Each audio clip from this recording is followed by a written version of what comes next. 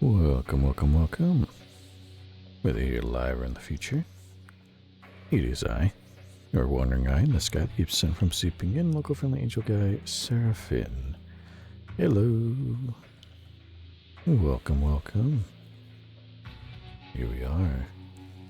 Another Yakuza 0 stream. Once again. I feel like this game is going to go on as long as Fallout did. Fallout New Vegas. Once I get back to the story, I don't think it'll take that long. Just a lot of the mini business stuff I'm grinding. But I enjoy doing it. I mean, I get to run a club and play dress up. Kidding me? How can I not do that? Hope you've had a nice day, night, evening, what have you. I am excited. I'm gonna hop right on in. Because I think there's a new girl in our club staff we can dress up. If I remember correctly, last time we beat the first club out of 5. Club Mars, if I remember right. So we have 3 other clubs to beat and then the final one. And I'm pretty sure after that, that's everything. So we finish the business. And then I might run the business a little bit with Majima just to grind a bunch of money. But we're still a little ways out from completing this little mini game. But don't worry. This silly shit is not slowing down anytime soon. Let's see. Where's my new girl? Check out Club Jupiter. Oh, that's right. I forgot. So I went ahead and got a bunch of fans in Club Jupiter by buying, like, sponsorships, I think. So that kind of boosted up a little bit, like our fan count. So basically kind of sped us up a little bit in the progression of this. So I might do that for the other clubs. But we'll focus on Club Jupiter. Take their ass down next. Target them. Let's go ahead and look at Club Jupiter. Get that out of the way. I think you have to do that every time when you scout out a new club. It's like a cutscene to introduce who we're dealing with. Oh, Word BMP, welcome, welcome. I almost finished the characters I was making. I only need to figure out how to give sheep more volume. Very nice. Yeah, definitely, it's a fun work in progress to see. For sure. Girl Sheep Dude, welcome, welcome. I'm a little late. Sorry, my episode was too good. It's okay. A-okay. I didn't think I feel bad cutting you off your episode. You didn't have to run over here on account of little old me. We're just starting. I just barely started too. So it's all good. You didn't miss anything. But we're about to go scout out the next enemy club. Club Jupiter. I would love to, but unfortunately I have a few urgent things to take care of. Being real with me, you ain't scared of stupid old Kizuka, are ya? What are you trying to say, Majima-san? I really do have work to finish for tomorrow. Trust me. I don't know about that, but whatever. Guess I'll make the trip all by my lonesome today. Hold on a sec. We'll go too. We can't let you go by yourself. Ai-chan and Yuki-chan. They look like my daughters. Oh, man. Purple Sheep Dude. Cutting off Yuichiro Umehara while he's talking is simply a crime. I apologize. I can't cut off another great person talking. Game gotta recognize game when it comes to voices. It's only fair. It's nice of you to tag along, but you sure about this? Things get a little more hairy than you're used to. Oh, we'll be fine. We know you'll protect us, Majima-san. Yeah, well that's true, Ai-chan. I'll protect you no matter what happens. You'll protect me too, right? Majima. He's such a dick. Well, Sheep Dude, so I had to finish the episode. Understandable. I get it. Ha, of course. Hey, you paused. Did you have to think about that? Majima, you dick. Oh, there's just trash out front of their club. So this is Kazuki's Club Jupiter. I don't run a business, but if I did, I don't think piling trash out front is really gonna do. Right under our fucking sign is really going to do much for drawing in a crowd. This is Kazuka's Club Jupiter. Oh, Majima. It looks flashier than sunshine. Don't be intimidated, Yuki-chan. Our club is just as great. We can go toe-to-toe with them. You're right. We won't be defeated. Shh, someone's coming. Oh, shit. It's him. Okay, boys. Did you manage to collect on those deadbeats we talked about? Yes, sir. Just like you said. We went to the guy's work and gave him a little scare. He paid right away. Good.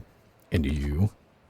Yeah, I held his wife and kid hostage. Easy money. I don't think this guy's a good guy. He's painting himself as kind of a dick here. Good, good. Well done. We've met our quota. Sir, we just got a request from Tsukiyama-san to take care of a customer on Club Moon's blacklist. Damn, again? That bastard Tsukiyama. I'm real tired of doing his dirty work like I'm his personal bitch. Well, nothing for it. Boys, change of plans. After you do your thing at the club I told you about, bring Tsukiyama's customer to the usual torture room. Got it? Yes, sir. So that's the 5 stars dirty work that Yuta-chan was talking about. They're talking about torture. We should call the police. Nah, if we call the cops, even if they do their jobs right, only those guys get caught. They'll never give up Kazuka's name. So no one can pin any crimes on him. Hey, it's Saki-chan. Saki-chan. Kazuka-san, we need to let the girls take more time off. What's wrong? You need a break? I'm not asking for myself. Some of these poor girls have worked so much they're getting sick. Oh no. They don't got the stamina to do the job, then I don't need them at my club. They want time off? Tell them to ask me to my face. Not that they'd have the guts. They don't, so that's why I'm asking. Oh, Saki. If only everyone was as gifted as you are. That's enough chit-chat. Let's get back to work. We got some cheddar to make. Aw. Wait, Kazuka-san, I wasn't finished. That's Club Jupiter's #1 girl, Busy Bee Saki. Busy Bee? Really? They say she has the most stamina of all the hostesses who work in Sotenbori. She's the reigning champion of working the most consecutive days. No one's beaten her record yet. Wait, who's keeping record books on the hostess trade? All the same, Saki seems like an amazing lady. I like how he's staring with the one eye he has, so the eye patch die is just staring at... Well, I mean, it's not there, but if it was, it'd be staring at a fucking building column. He's famous. If you're in the cabaret club industry and don't know Saki-chan, you're just a poser. Aww. Yuki got sad. So Club Jupiter has Busy Bee Saki. That'll make him a tough customer. Let's go back to the club. I bet Yuta-chan's getting lonely all by himself. Yeah. Purple Sheep Dude, oh my god. He looks so stupid. His one eye that works is where it needs to be. The other one, he doesn't need it. It's fine. It's just... You can't see anything anyways. It doesn't matter where it is. Classic Vajima. We're back. Oh shit. Oh no. Yuta-chan. Majima-san. Oh shit. The sad music. You okay? What the hell happened? 3 men wearing black barged in and started beating on me. Oh no. They said they wouldn't allow us to interfere with Club Jupiter's business. Were they Kazuka's men? That's beyond awful. Damn it. I'm going over to Club Jupiter right now to give them a taste of their own medicine. Hold on. What is it, Yuta-chan? Please, I don't want you to take revenge. If we do, we're no better than the 5-star. Man, I'll kick all their asses like that. Bring them all. Bring all 5 of the 5 stars right to me. I'll beat all of them. I'm absolutely better than the 5 stars. I'll prove it with my fists and my legs. Purple Sheep Dude. Having 2 people talking to him while he's just there too is just hilarious. The discretion's left the room by jumping out of the window at that point. Yeah, he was hiding. You missed. Or no, at the start. when he was like hiding behind the pole, barely hiding, and the other two were just standing there like, okay, whatever, and no one noticed, does it? No one did notice us, so maybe it worked. Transgender Goblin, welcome. Fuck that, revenge is good as fuck. Like, I get the moral aspect of this trope, I understand it. Majima in this, as a fucking Yakuza nerd, Majima at this point in the series is probably close to his prime. Kiryu and Majima both are close to their prime because they're both in their 20s still. They're young men who know how to fight hardcore. They don't know exactly skill-wise, but they have the fucking raw power and strength and youthful, like, agility to kick ass. And they only get stronger from here. If there's any time to take revenge, it would be now. They would survive easily. But no, we have to fight them fair and square, or this will have no meaning. So please, no acts of vengeance. Yuta-san. Alright, Yuta-chan. You're the boss. Haha, that's good. Yuta-chan?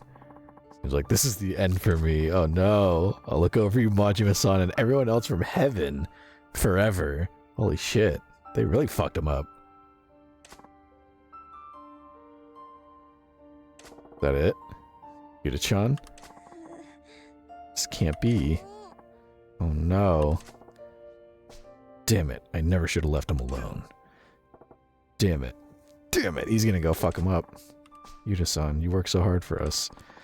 How could this happen? This ain't happening. Kinda need you to run the business. What's you do? Bro just ate too much and has to sleep. Yeah, he's gonna get a wicked bad tummy ache unless he takes a nap. You're gonna get a tummy ache laying down like that after eating. You gotta sit up. Transgender Goblin, is he dead or dramatic? Like, real question. We gotta take down the 5 stars together. Come on, wake up, Yuta-chan. Yuta-chan.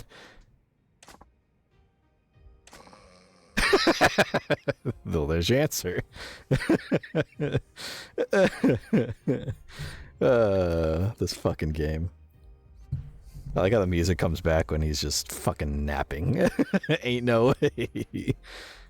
I knew it. I forgot that he actually took a nap. I didn't know that. I thought he was just gonna be like pretending to be dead. And they're like, wait, you're fine. Get the fuck up. And I forgot he actually just falls asleep. Wait. This fool's breathing. You're right. He's snoring. Hey, Yuta-chan, wake it up. Bum. He's fast asleep. I can't believe it. But I'm so glad Yuta-san is okay. I'm really glad. You've got a big heart, Ai-chan. Transgender Goblin. This whole thing is too dramatic for this unserious business. Yeah. I feel like if he actually did die, Yakuza, you can tell when a character's dead. Like, you could see in the cutscenes.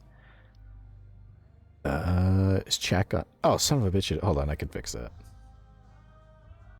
Hold on. Just have to pause the game for a second. Give me 1 second. I don't know why it does this. It does it for the weirdest reasons, too. I can fix it really quick. I just have to do this. But it does it for the weirdest reasons, because I recently did update OBS because it needed an update. And that was on the day I did Tattletale last stream. Yesterday, I guess, is when that happened. But I updated the OBS and it was working fine. And it relaunches itself every time. So everything worked. And then now it just decides to not work. Okay. Are you kidding me? Hello? Weird. It just randomly decides when it wants to not work anymore.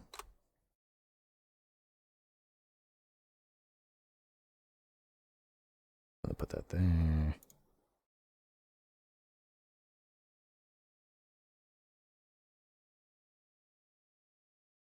How about now?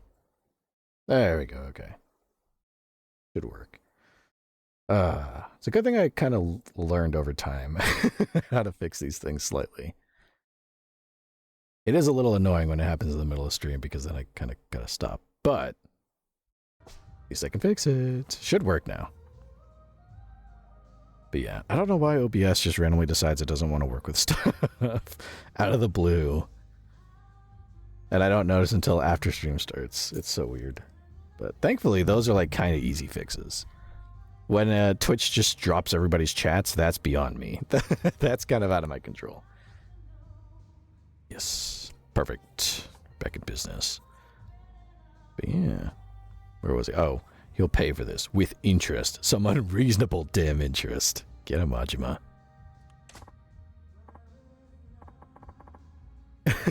Oh my god, Sheep was so right. Holy shit.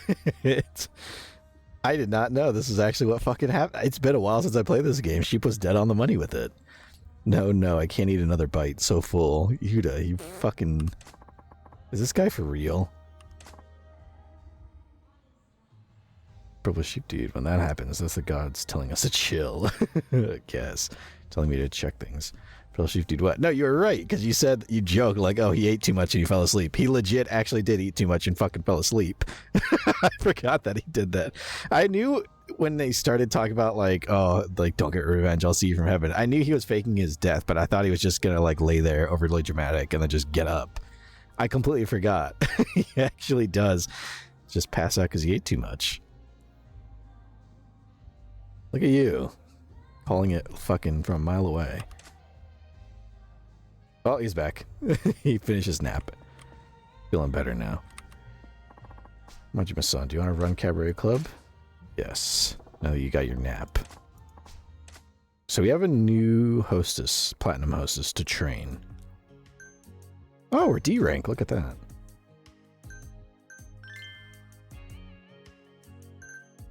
I do believe special training here. Aye. Alright, you ready to do some conversational training? Yes, I'll get it. Everything I've got. Remember, you're gonna have to treat me like a regular customer here. Purple Sheep dude, smart. Majima-san's a regular customer. Majima-san's a regular customer. Okay, I'm ready. Alright, here we go. Excited. Alright. Tell me something about yourself, Ai-chan. What do you do on your days off?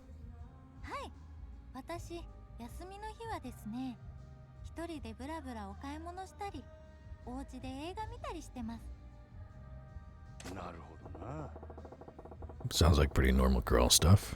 Don't you hang out with friends at all, though?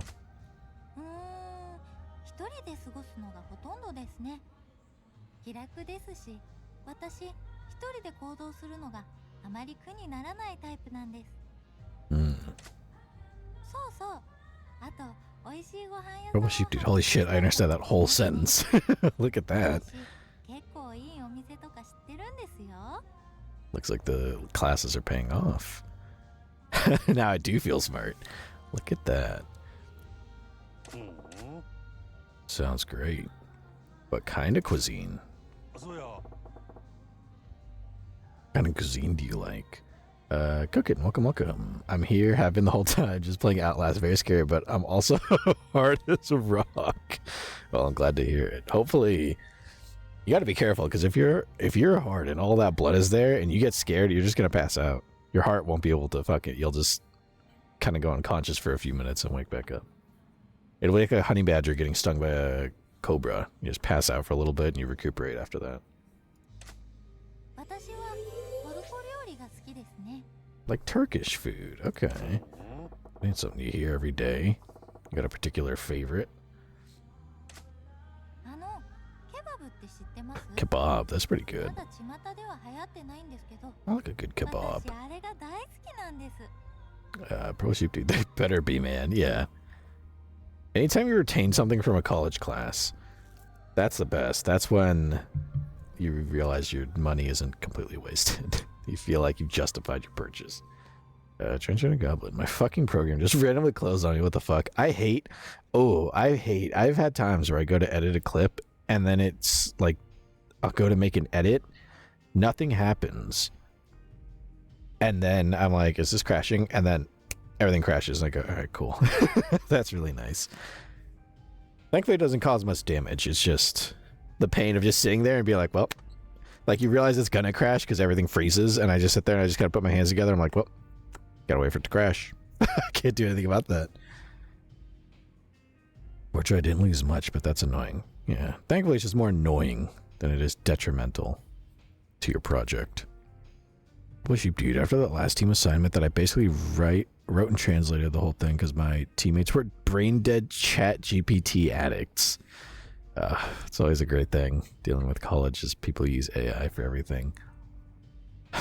That can only end in good things. Worry Bambi, no, not the clanker lovers. Get them out of here.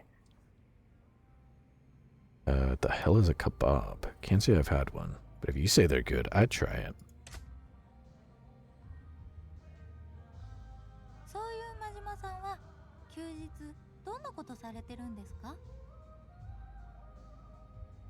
What do I do on my days off? Me?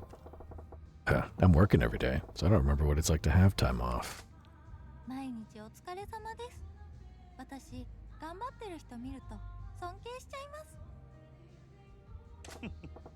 You make a compliment sound pretty sweet, Ai-chan.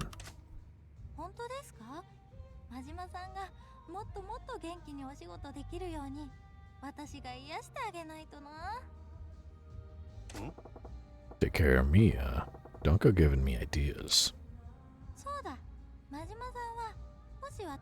Oh, your girlfriend, how would you want me to take care of you?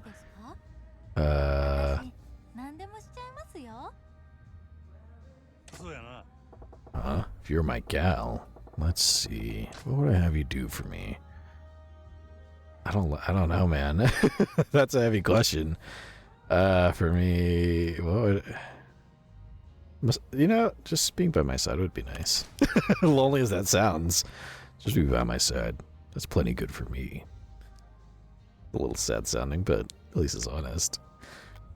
Bro, dude, when I tell you that text was awful, I had to rewrite half of it. At the team meeting the next day, they didn't even notice. I was shocked. That's depressing. That's really depressing. Ginger Goblin. Oh, hey, 2 messages failed to send. Oh, no. Don't do this to me now. Twitch, don't do it again.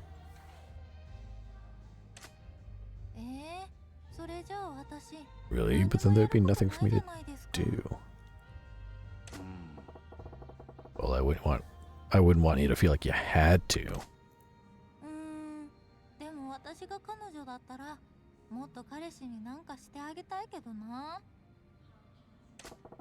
You really like going the extra mile, huh, Ai-chan? Oh, did I fuck up by telling her I wouldn't want her to massage me? Just being nice. Just existing makes me happy. Or Bambi, OMG, how? Did they not even read their own text? Yeah, how do you not...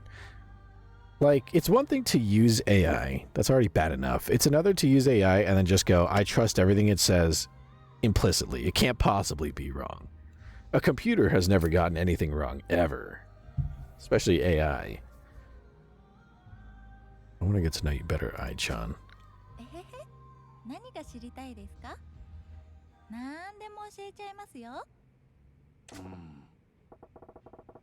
You got anything you're good at, Ai-chan?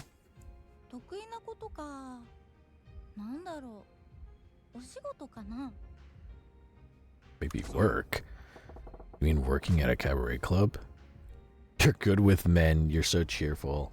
I'm glad you're here, how about that? I'm glad to have a girl like you on board. Purple Sheep Dude. And also, it was too short, so I made up double the amount and thought it up, wrote it in Japanese, translated it in French, and even wrote it phonetically so they could read it. Otherwise, they were saying, sorry, I can't say the line right. I don't understand what I'm saying. I wrote the same text 3 times. I'm so done. I don't even understand. Are you going to use AI? Will you even go to school? Yeah. At that point. Why? Like, I could understand in a way if you're using, like, I've tried this, it doesn't work. So, again, AI is so fucking advanced, it doesn't work. If you're using it to quiz you, if you could get an AI to sit there and go, here's a bunch of notes from anatomy. Here's what I know about anatomy. I want you to ask me questions based on these notes, but don't tell me the answer under any circumstances. Don't tell me the answer. I want you to quiz me. That would be a good use of AI in school, because then you're using it to test yourself. And invariably, you know, you're going to get some things wrong and go, okay, I need to study that because I don't know what I'm talking about there. It doesn't work. I tried that because I wanted to try to have a study partner without asking for a study partner. Didn't work. But there's an idea you could use there. If you're using AI to do your work for you, you might be wasting your money at college. More so than the average person. Like you're paying for that shit. But yeah, it's a big waste of money to be doing that. Transgender Goblin. I don't want the experts in such and such fields to have not even learned shit. Yeah. If I take my car to a mechanic, okay, and they have to look up like a video guide or ask ChatGPT how to get into my engine, I'll just go home and do that myself. I don't need to be paying money for that. Just like how when something's wrong with my car, I just look up a YouTube video on how to fix it. I'm not a mechanic, so I don't need to know that shit. Someone on YouTube probably knows better and they can help. Even then, when it's my stuff I'm fixing, I wouldn't trust AI to fucking fix it for me. Because it's AI. Bro Sheep Dude. Honestly, most of the people in this class took it as a complimentary class. Like if you could from a different field to complete... Oh, yeah. Like extracurricular... Well, not extracurricular. But I know what you mean. Elective, I think is the term. At least I know it as. Transgender Goblin. I just need to trust that the people actually know what the fuck they're doing. You should. And if your doctor relied on AI, you should go find another doctor.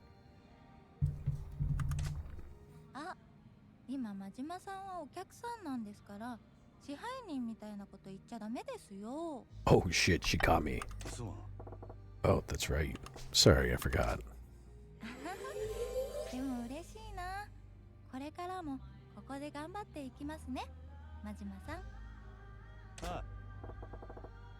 Yeah, we'll do it together. Is that it? Oh, there's one more. Alright, let's change it up. You got any weaknesses? He's like, no.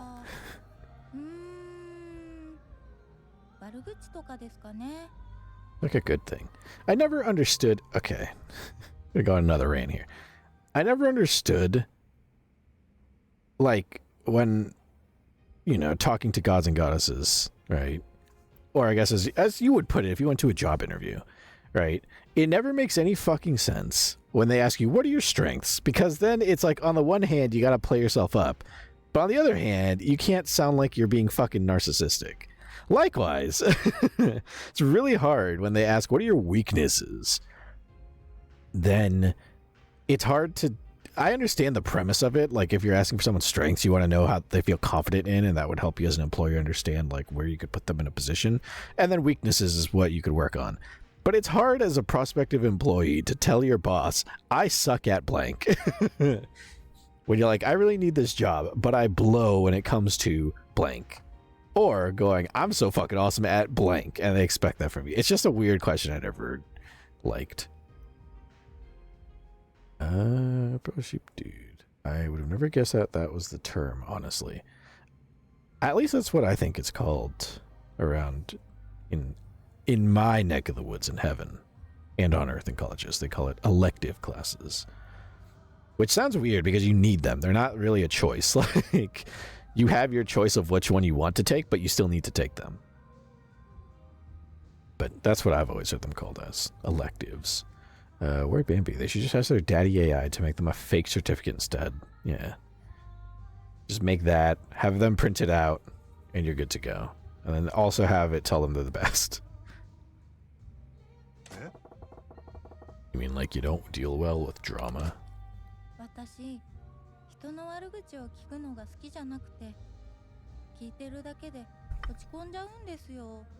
Okay, yeah, that is a little brutal. Yeah, I feel you there. It's no fun when someone else is the butt of the joke.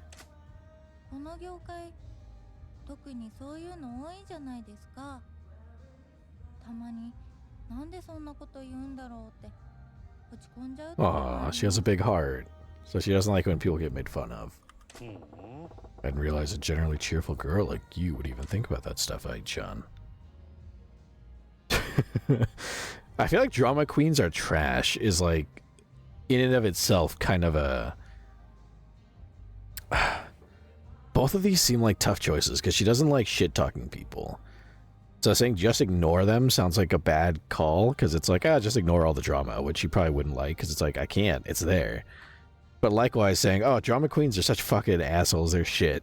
That's like back talking or shit talking still. That was a real catch-22.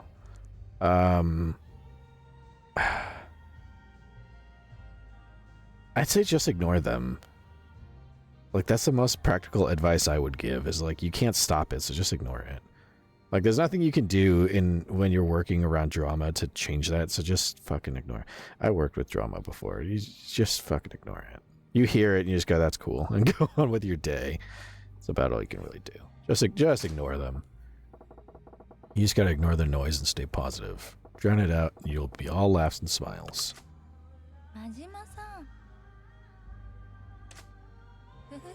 Hey, that worked.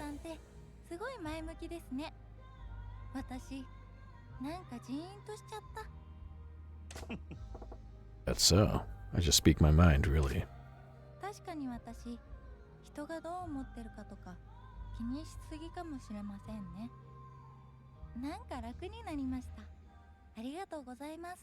Aw. That's good. Let the haters hate. In the end, no matter what people say about you, you are who you are. Let's keep that positive mindset, huh?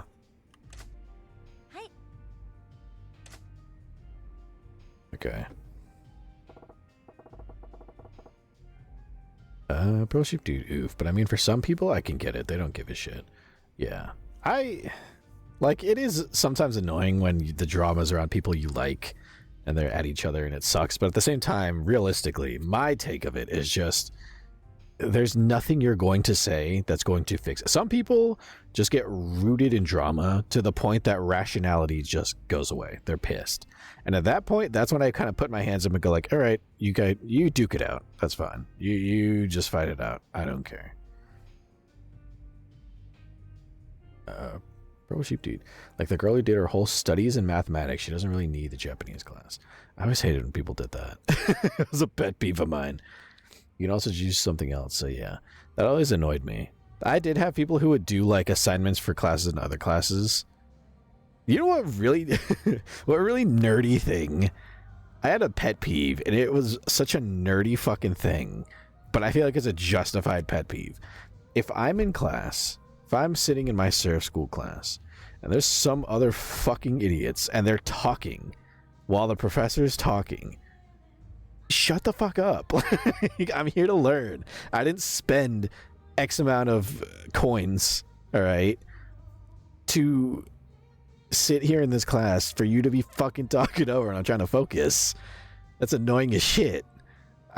You know? And then people tell them to be quiet and they look at you as if they're like, why would you tell me to be quiet?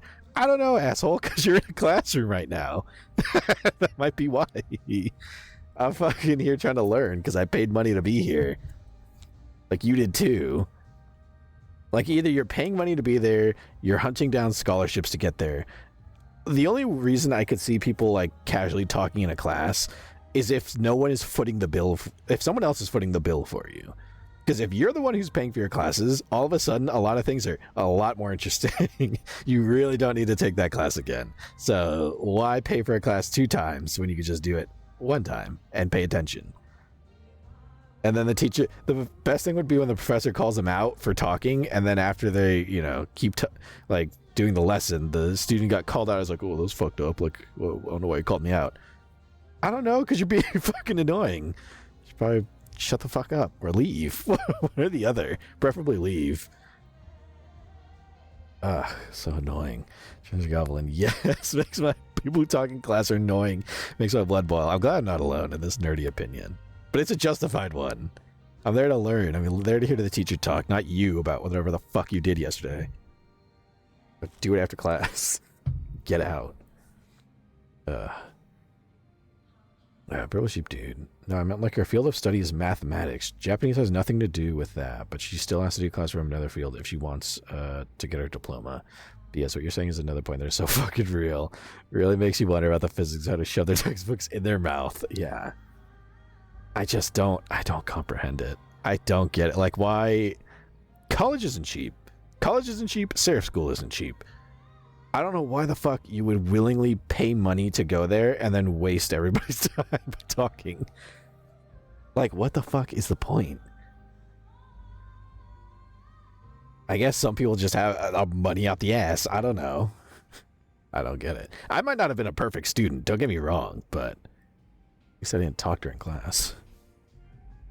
Where'd Bambi? Especially in art, because most of the time there's so much time of theory, and then we were free to work on our things and talk. So, like, why would you talk with the teacher's talking? It's annoying. Like, wait 5 minutes. Yeah. You have to do it. Yeah. You don't have to do it now. Exactly. If you're someone who talks in class, I can promise you this. With maybe, like, in 1% of the case I'm wrong on this, but I'm willing to be a little narcissistic in sounding like this and saying it. I am willing to bet that in pretty much every single occasion that you're talking in class, it is not worth anyone's time. It's not important. It doesn't matter. You don't matter that much. Just shut the fuck up and focus on class. Unless you're talking about waiting on a call because someone in your family is like in the hospital, or your fucking spouse is giving birth and you're, you know, anxious about it, then I can get that. Okay. Outside of those special circumstances, you don't matter that much. You should just shut the fuck up and focus on class. Nobody cares. Nobody gives a shit. It's not cool. It's not great. It's annoying. I paid money to be here. Shut the fuck up. Get out and go chat. Fucking dummy. 100%. Thank you for the lesson. Good job. Let's see. Oh, I think I did a normal lesson. Yeah, it wasn't great. A decent lesson. Keep treating your customers just like that. I think you'll be fine. Doing your best. Okay. She went up to level 2. That's something, I guess. And she's close to leveling up again. She's got to go out into the field to get some more experience, too. Purple sheep dude.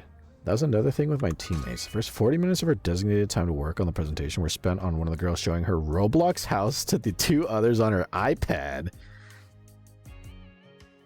I was just on the side watching them, staring in the void, asking myself, what the fuck is going on? I would ask too. I'd go, I'm X centuries, billions of years old, and this is what we're doing right now? What the fuck? We're all fucking adults. Yeah, exactly. Like, I won't lie. Once in a blue moon, I'll hop onto some Roblox to relive the nostalgia. But I wouldn't fucking waste my class time fucking going over a Roblox house they built. How old are they to be playing Roblox in class?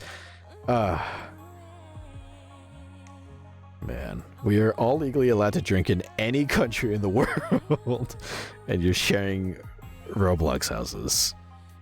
Yeah, that's something.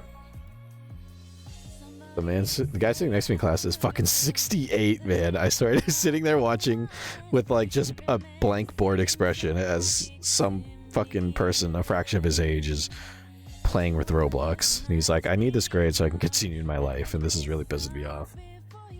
He's not in my team. He actually works. Yeah, he's sitting there watching you and your team, and he's just looking at you like, I'm so sorry. I'm so sorry. Alright, dress up time. I don't know why she is stuck to my mouse. Whee! Alright, let's see. I love this music so much.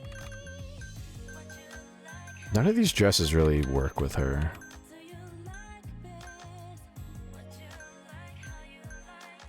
Yuki's dress.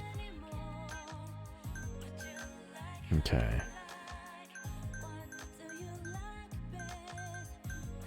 Yeah, none of these really do anything. Maybe we should go with accessories first, and then we can pick an outfit with that.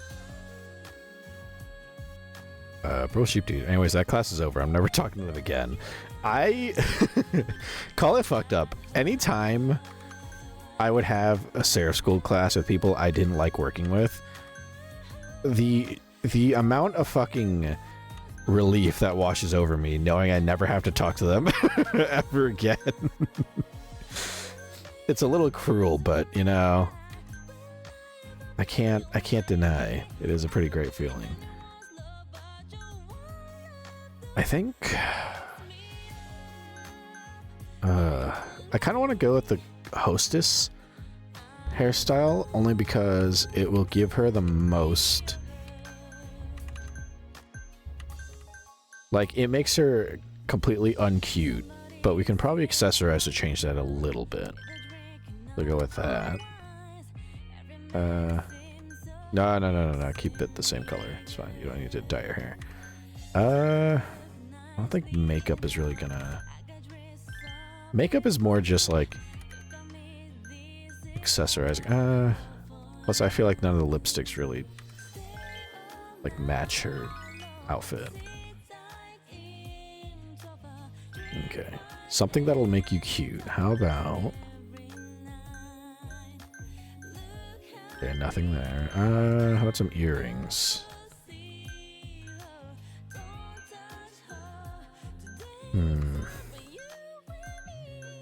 See, it knocks that down. Okay, how about a necklace then?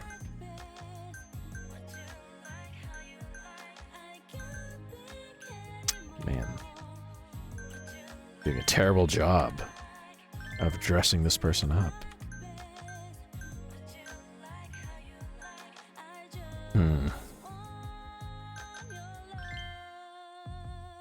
Bro Sheep Dude, I promise they didn't suspect a thing. I'm a great actor.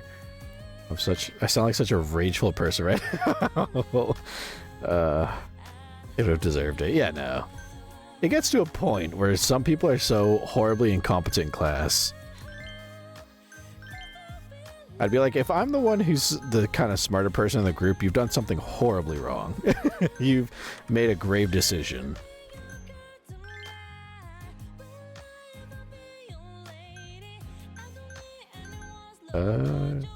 Let's see. Kitchen a Goblin. I personally think that people who do stupid shit should be aware of it. Or be made aware, yeah. Draw attention to their stupidity, as one should. Go Kitten. There's a bitch playing chess in the lobby lovingly named Among Us Twerk God. Ensure that she dies in the game first. Make sure she's the first person to lose. Like, for that name alone, you won't be allowed to continue. I mean, for now, all I can really do is just this. None of these will make her really cute without affecting other things.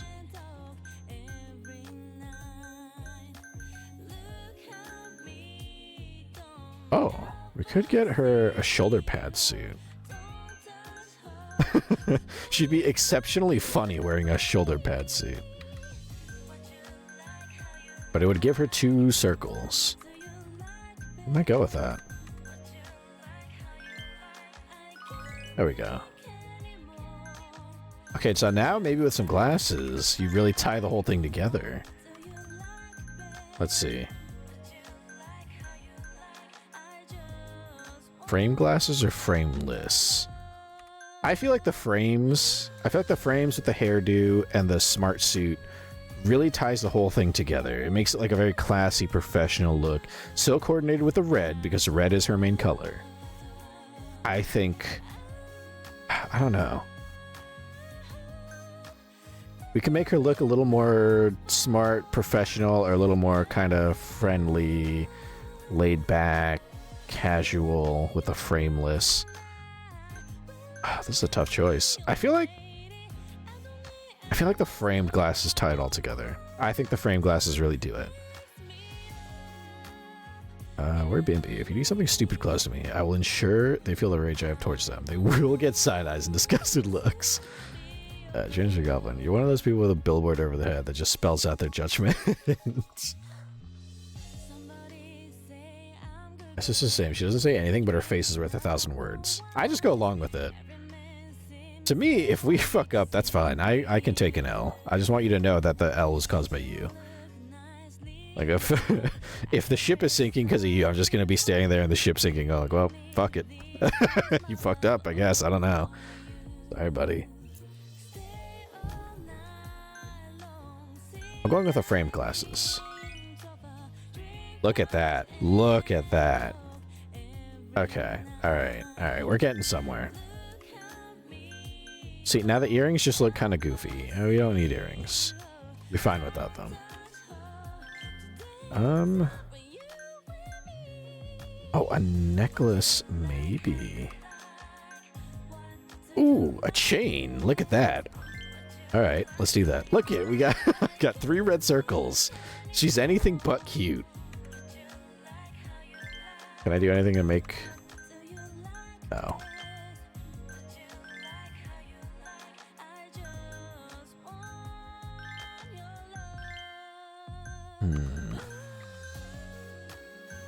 Okay.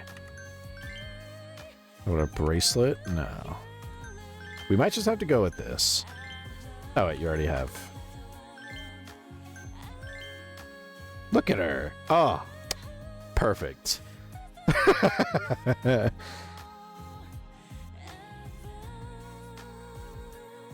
had to draw forth the fruit within me to coordinate this outfit. Look at that. Look at that. Give a turn. Look at that. She knows what's up. Ready to slay. Ready to kill. Look at this. The hair with the professional... The smart suit... Okay. The shoulder pad suit with the kind of like smart, sophisticated framed glasses. You got a simple chain. Not too elegant. Not too crazy. Kind of tight, you know. Adds a little something. The hair... Wow. Beautiful. I like it. Okay. And look at Max on the sexy, beauty, and funny. Not cute, but I think I did something good here. We did everything but cute. She's perfect. She's ready to go. Ginger Goblin, the suit looks cool. It's a look. It really, I think it is. I think it is. I think she rocks this look very well. I think she's got this. Where Bambi? You sound so much like a proud dad.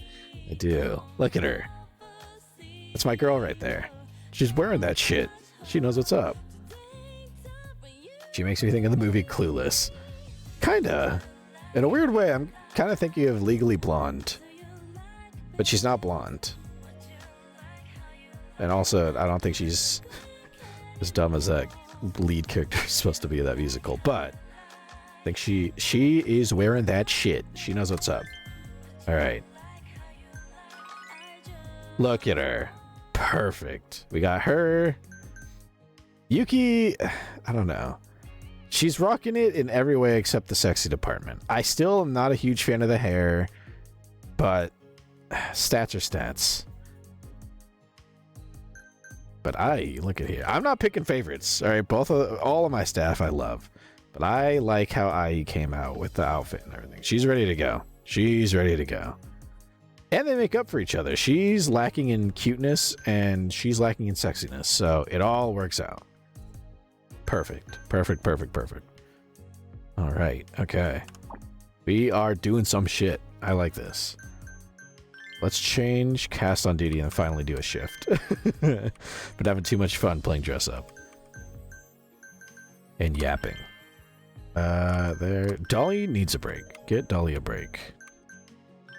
Working her like a dog. Get her out of there. And get you in there. And get... you know what? Get Ai in there. She needs some on-the-ground training. There we go. Look at this. Look at this knockout crew. Oh. Look at this. This shit's what's up. We got a good team here. Transgender Goblin. I get the Legally Blonde vibes. The main character isn't exactly dumb. She's more naive, but she did power through law school. That is true. That is true. It's been a hot minute since I watched Legally Blonde. The one song that's still stuck in my head is Gay or European. That's a great song. It's a very fucking wonderful tune. Where'd Bambi? Yet some people cannot see it. Like I thought my face said a lot. I actually do it willingly because you know the tism. Some people just don't pick up on that. Some people, I think, lack that ability. Some people here's the weird thing. Sometimes, in a fucked up way, there needs to be some level of like, maybe not bullying is the word. Bullying's not great, but there has to be some level of shame. If a group of people are telling you you're being fucking annoying because you're not helping in a group project and being annoying in class, that should trigger something in your mind to go, oh, I'm being stupid and I need to fix something. Like that should be, you know, if you're somebody who likes anime and you're getting bullied for it, that's not cool. That's kind of fucked up. If you're getting bullied because you're being an asshole to people in class and wasting everyone's time, you know, maybe something needs to change. But I'm not advocating for bullying at the end of the day. Just group shame sometimes. Yay, a European. Alright, it's time to open for business. Finally. They like sexy and energetic. Oh, I didn't realize. There's hints here. They're like sexy and energetic girls. Mercury, they like long sessions. Venus, they enjoy talking and feeling like lovers. I think we're doing pretty good here. Here we go.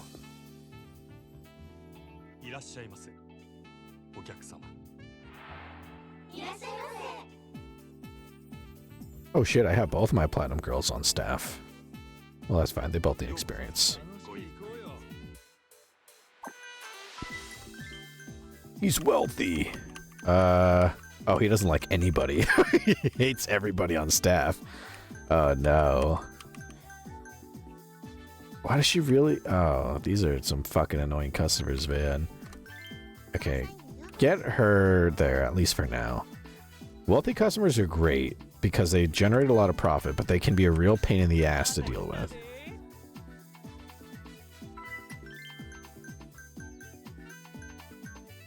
Get I. Perfect. Okay. Hopefully I don't have to deal with, like... There we go. The more we do these little things, the better it'll make them feel. So hopefully she keeps asking for help. And we could generate some good profits with the wealthy guy. Oh, Yuki? Who else? Aranda. You'd like Aranda. Let's go with Aranda.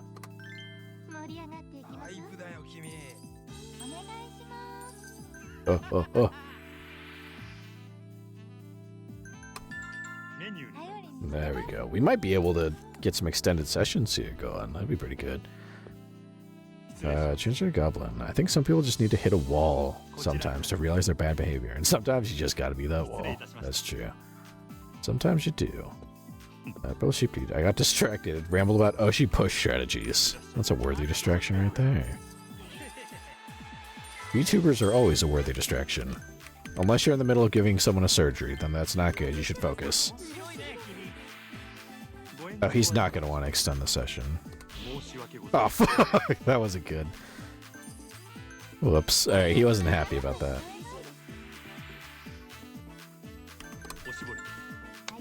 Ushibori.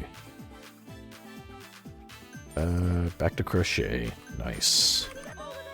Where'd Bambi? But it's important that you are a wall and not a car coming at them full speed. Yeah, holy shit, a lot of people needed help at once. Menu. Yeah. Sometimes you gotta be a little, you can't lay it on too thick.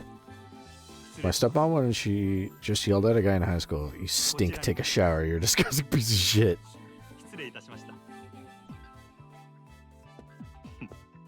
Yeah, in that case, it's not so good. Or like that one guy. Fuck. There's one guy who infamously has a clip where he's trying to stream Mafia 3, actually. And his mom kind of barges into the room. And she's like, take a shower, you smell like shit. And he's like trying to argue like, no, mom, no, no way, no. Like, it's like, you shit yourself. I can smell you shit yourself. And he's like, no, go away. I don't understand how you could just stink to high heaven like that. I just don't. Maybe I preen and clean myself too much, but I can't not comprehend it. Bro sheep dude, that's so specific, Sarah. Thank you. You never know. Someone could be doing an open heart surgery and they're like, hold on. My she's streaming right now. Hold up. Everybody's in fever. Except this guy. He's not in the party. But he's about to be. You can talk to the old lady.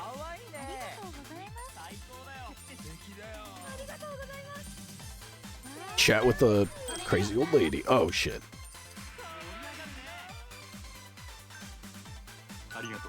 There we go. We're going to make a lot of money. This is going to be a very productive shift. Transgender goblin roof. Yeah, no, me neither. I need to be clean in life. As one should, if you can be clean in life. Bro sheep dude, I literally would rather die. Oh.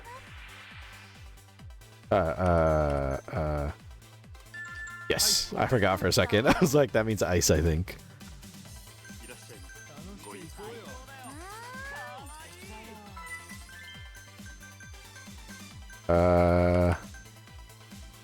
Talk to Rhonda.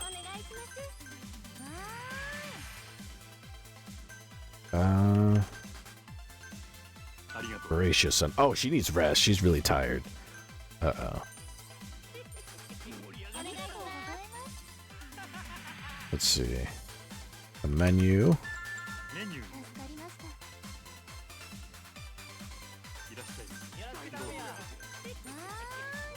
So I get another customer in here. Get another ass in a seat.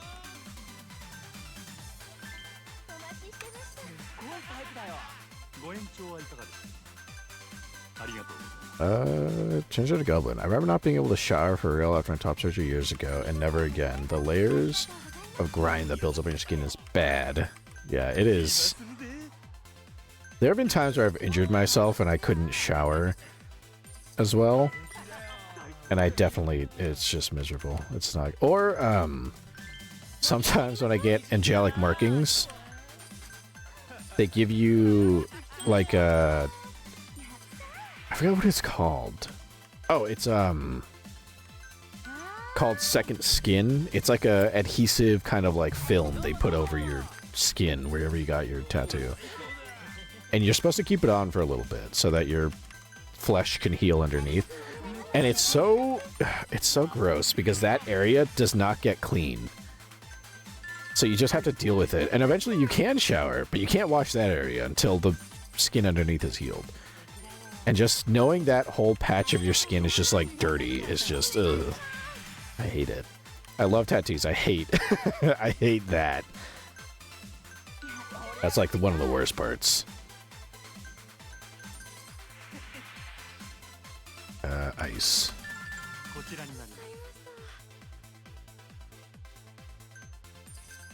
Oh. You need a party girl. Get eye in there.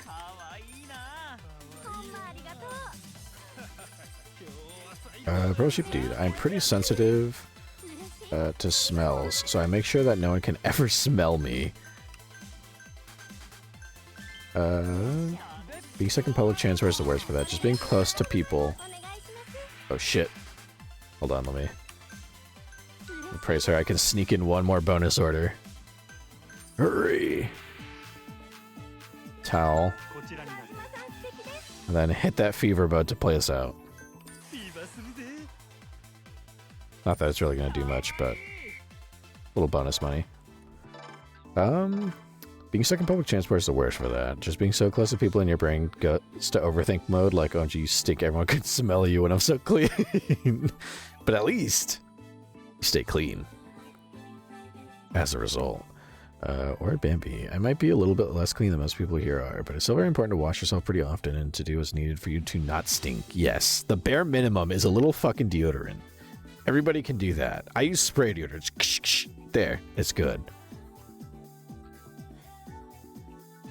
Oh yeah, second skin. Yeah. It is trippy when you get a tattoo and you have second skin. You can see the plasma kind of leaking from your tat and then kind of reabsorbing. If you're into medical stuff, that's pretty cool. If you're not so into medical stuff, it's kind of nasty. Which is reminding me, one of these days I should go get some more angelic markings. I have ideas. Been a hot minute.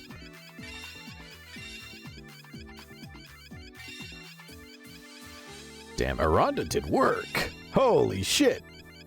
Look at... She hit level 18. Damn. She outworked Ai, and Ai's a platinum girl. Damn.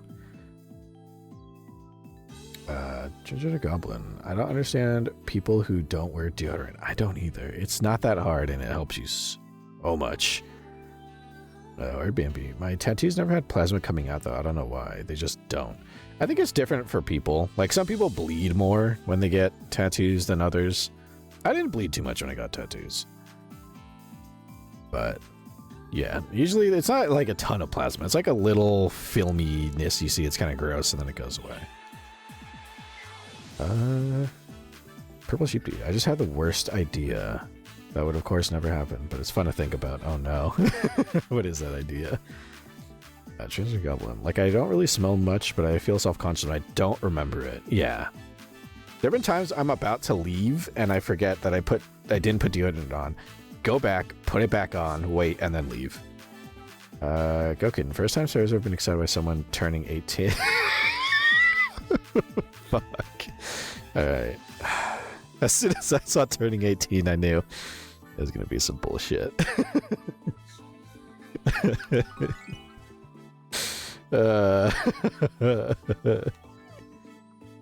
Go Kitten. That wheeze. Did you miss me, Sarah? I always do.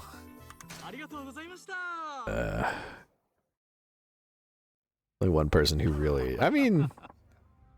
That's an in-joke that I find funny no matter what, but it's always especially funny coming from a certain feline goat. Pearl Sheep Dude. Petition to choose, design your next angelic marking, and then vote on it. That's definitely an idea. That's something that, like, I could see someone doing for a subathon. Is you can vote on my next tat, and then live streaming it getting made, getting done. If I didn't want to dox myself, or if I wanted to avoid, basically if I wanted to give up some of my privacy, I would do that. But I don't want to. Where Bambi? My first tattoo really wasn't experienced. That girl didn't use second skin. She just taped saran wrap on there and called it a day. Sometimes they'll do that. I've had that happen a couple times before. But, yeah, I think it depends. Like, I've had a couple smaller pieces on me that are just so small they just wrap it with some saran wrap and call it a day. I usually prefer... I have one artist that I haven't seen in a hot minute. I should go talk to her again. She's amazing. I trust her with bigger pieces that I have. Like, I don't know docs. Well, if I don't tell you what they are specifically, I'm probably fine. I have like a whole piece done on my whole upper chest, and then my entire back is also done too. I'm not going to say what they are. It's just that I'm a marked up angel. But that artist was responsible for those huge pieces. And so for those bigger pieces, she would use the second skin. And I would request, if she didn't, if she was getting ready to finish up, I'd request the second skin. But she usually used that bigger stuff. But for the little things that I have, yeah, I just saran wrap works because it's, you know, smaller. But I'm sure if you request it, they'll give it to you for whatever. Unless it's like there's a specific reason they have to use saran wrap. But usually, if it's like on a flat surface that's not going to move too much, then it should be fine. Pro Sheep do it. Just kidding. Thinking back to that Office episode where the whole office convinces Andy to get a disgusting, ugly tattoo on his ass cheek. I'd never get an ass tattoo. I've said, if I had my druthers, I would get angelic markings. I'd get my tattoos to look like fucking like Majima's. Like the Yakuza skin suit where it's like all the way down to your elbows and then all the way down to like the backs of your thighs, like behind your knees. Just all tatted up in that general torso area. Because I wear suits all the time. So, you know. That way it never gets seen. You guys can't see it. But then when I take off the suit. Word Bambi. I prefer second skin because it just feels more secure. And my tattoos that use second skin are prettier now than the first one. I think it definitely does help preserve them. Some of the... That reminds me, some of these are faded. I should get these done up at some point. It's been a minute. Ginger Goblin. All this talks make me really want to get a tattoo now. Oh. I kind of want... I have to save some coins to do that. But it's... Maybe if I have some extra coins lying around, I'd have to contact my artist here in heaven. See if they're available. Go get a tramp stamp. I don't have a... How do I put this? I don't have a tramp stamp, but my back piece is big enough that it kind of does go that low. And when I was initially throwing some of the ideas on how to stage the whole back area to Motherfin, and I pointed out that area, she's like, so you're getting a tramp stamp. I was like, it's not, no, it's not a tramp stamp. It's just, it's a part of a large, huge piece, and it happens to go pretty low on my back. So, I guess halfway there. Doesn't say anything specific, it's just a area. Pearl Sheep Dude, never say never. Lord Drop. It's a whole piece. It's one giant thing. Same with my chest, the whole upper chest. I bounce ideas off of Motherfin sometimes because she can talk sense. I will say, okay, how do I put... My tattoo doesn't say this, so I guess it doesn't really dox. But there was one piece I wanted to get. Sarah's a trampoline and I lied to his sweet mother. No, never. I'd never do that. Trampoline. The tramp and lied to his mother. No. There was one thing I was thinking of getting, and I wanted to get words. And the words were going to say in Spanish. I never went through with it, because again, I bounced it off Motherfin, and she talks some sense. But I bounced the idea, and the words were either going to say, Cállate o te callen, or Cálmate o te calman. Calma. Which is Spanish, and it translates to chill out or I'll chill you out. And the other one translates to be quiet or I'll... Or no, I got it backwards. Basically, like, be quiet or I'll make you quiet, and chill out or I'll make you chill out. And I told Motherfin that, and Motherfin was like, if someone speaks Spanish and they see that, if you had that out, and someone can speak Spanish and they saw you at like a beach or something with that out, they'd probably try to kick your ass. So I wouldn't get that. And I'm like, yeah, you're probably right. So I didn't. Congratulations, Monument-san. We just topped 1,500. Oh, shit. Is that right? Sounds like we're making good progress. I'm sure Kazuka will make a move anytime now. Hope that doesn't mean you get beaten up again, Yuta-chan. I'd like to avoid that, certainly.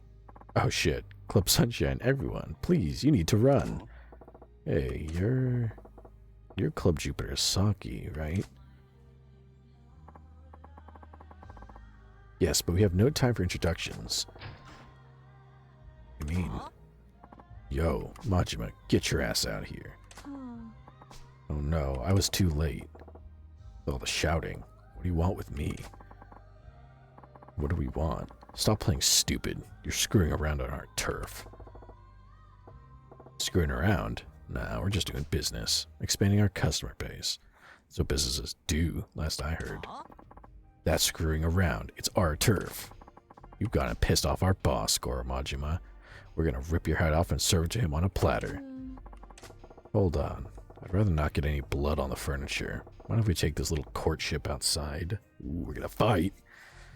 Purple Sheep Dude, I actually kind of want a tattoo. I've looked into it and found designs I would like, but I just can't commit. That's fair. That is a big thing you're doing. Anywhere I think of putting it on my body just feels weird. I remember when I was like 8, I wanted fairy wings. It is a big thing. It did take a lot of planning on my part, but it's definitely definitely a thing to think about, because it is it's kind of impossible to take it off, so it is fair to think about it, like, hard. Changing a goblin. One specific that I want, but it's not a good idea for a first tattoo. Like, it would be kind of big on the ribs and on scar tissue. Like, just not the best. Ouch. Makes you feel any better. I did start my endeavors in angelic markings with the back piece, which is like the biggest thing I have. It took a while. I don't know why the fuck I thought to start with that. And it was not, if it hurt sometimes. It fucking hurt. Like, bad at times. Word baby. Somehow, I don't know how it happened, but all my tattoos are on the left side of my body. Man, that's pretty cool. Accidentally coordinated them all together. Probably sheep do. I remember when I was 8, I wanted fairy wings. That's kind of cool. Little wings on my wrists and ribbons and mushrooms. Aw, it's kind of cool. My mom was horrified that I was thinking of that young. I mean, kind of like when people are smoking in TV. Like, it looks cool to you. It's not crazy to think it's cool. It's crazy if you try to do it when you're that young. And it's bad. Word Bambi. I have tattoo projects for sure. Things I've been thinking about for a while. I just don't have the money. Yeah, that's usually the story for me too. Because I have ideas and I go, I probably shouldn't. I have to save some cash. That being said, I usually do get my angelic markings in the winter because it's cold. And you don't want to get... If you ever get a tattoo, you can't... You want to avoid getting sweat in it. You don't want it to get wet. Like, you don't want it to... You have to let it heal without anything touching it. So the best time is the winter when it's freezing. You're not going to go swimming, usually. So you're not going to sweat. You're not going to go swimming. Nothing's going to get into it. It's a great time for it. Plus plenty of time to heal. So that's why I'm thinking, like, I think I have some extra coins lying around. I might be able to find some time. Winter's still around. It'll be around for a little bit.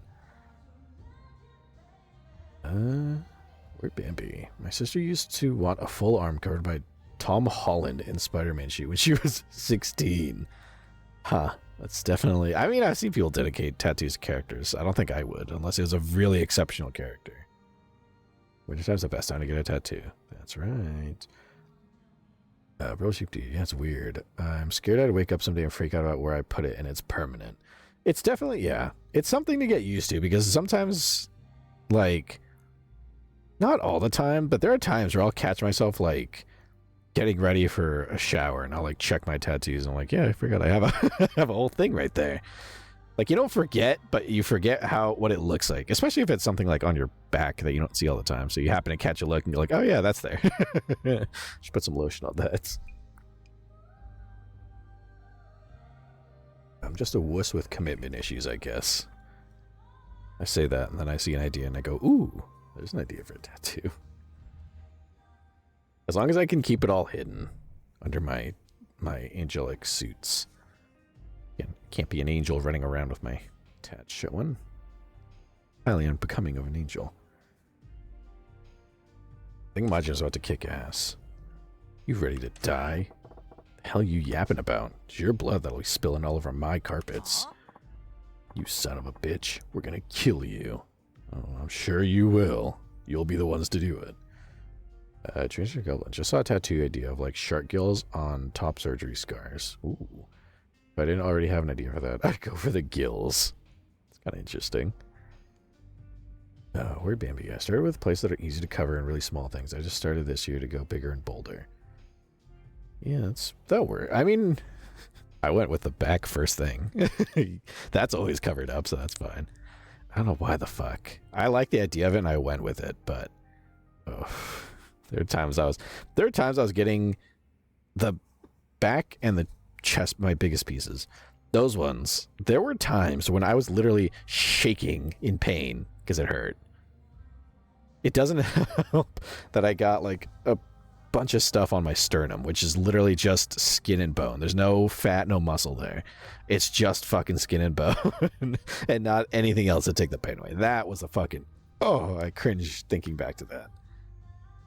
But I like how it came out. It's just... That's how I am with tattoos.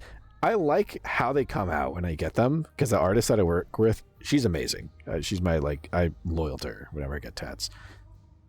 But I like how it comes out. It's the Oh, the fucking feeling of being under that needle is the worst. And feeling it is just, ugh, I don't like it.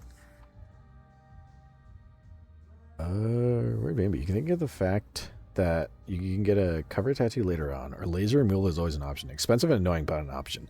Yeah, but I've seen people go through it, and it does not look fun. So if I ever get a tattoo, I double, triple, quadruple check that I actually want that. And I work it out with the artist too. Like, throw the idea around before I go, all right, here's my money. I'll be there. We'll get the show on the road. Okay, sternum stuff is scary. There's a point where I guess I can say this, on my chest piece. The most shading that I have on that chest piece is basically blacked out is on the sternum. Like, there's no other designs. It's just fucking blackness. It's part of a bigger design, but it's just all black there. So she had an outline all over that area and beyond, obviously, but outlined all over with the tiny fucking needle, and then go across with the shading, and had to do it so many times because it's blacked out for the design, so it had to be all black. By the end of it, at one point, or basically whenever you're getting a tattoo, usually if you have a decent tattoo artist, they'll have a mix of saline that they spray on you, and then a paper towel to kind of wipe it off, to get the excess ink and blood off you so they can keep working. And it doesn't feel like anything. It's kind of nice. It's kind of cooling. It cools things down. By the time she was done working on the sternum with the fucking outlining, and then the constant, like, multiple runs of shading on it, that simple wet paper towel felt like a mix. It was like fucking sandpaper and rubbing alcohol. It just fucking, like, I was in the middle of chatting with her and we were finishing up, and she was giving it one last wipe, and I stopped talking to gasp at how much it hurt. And she was like, oh, I'm sorry. I was like, no, it's okay, I'm a pussy. That's me. But it was miserable. That fucking level of just I was telling my friends about it. They're like, you're fucking insane. That sounds like it hurt. I'm like, it did. It hurt a lot. Man, I love tattoos. That's how I get them. Ooh, this song. Fuck yeah.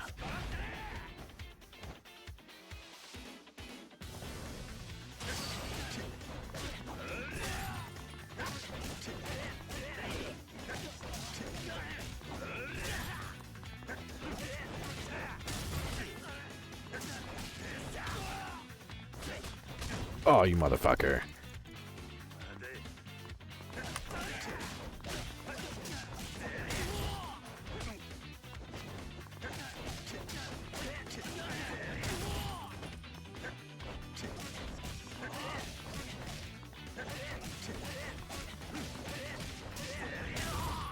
Damn, these guys are tough. Oh, shit.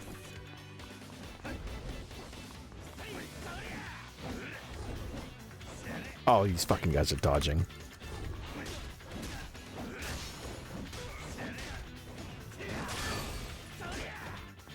Motherfucker, come here. He's just getting the shit kicked out of him.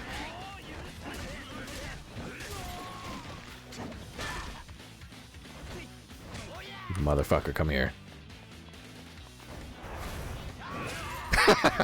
Dink. There we go. Hit him in the dick.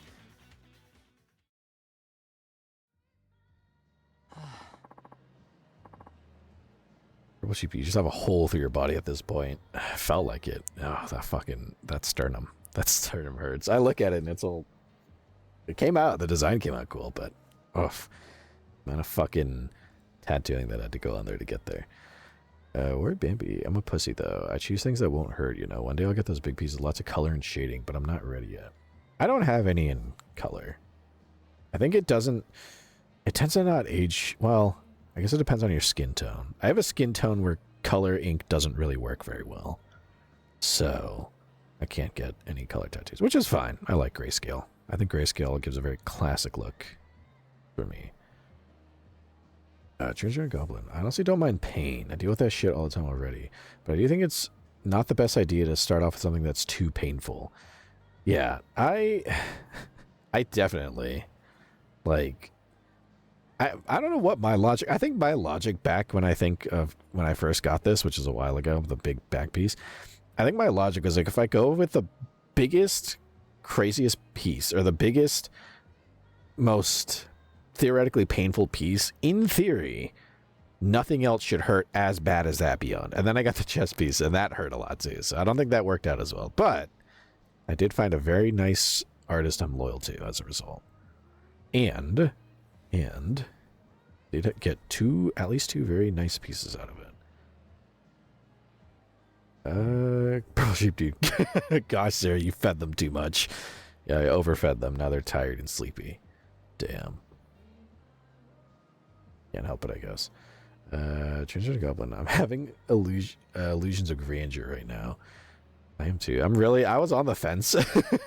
I was on the fence. I'm like, I have some extra coins lying around. I could get a tattoo, and I haven't seen my artist in a hot minute. It'd be kind of cool. Maybe. And all this talk, I'm like, when do I free? When do I have free time by chance?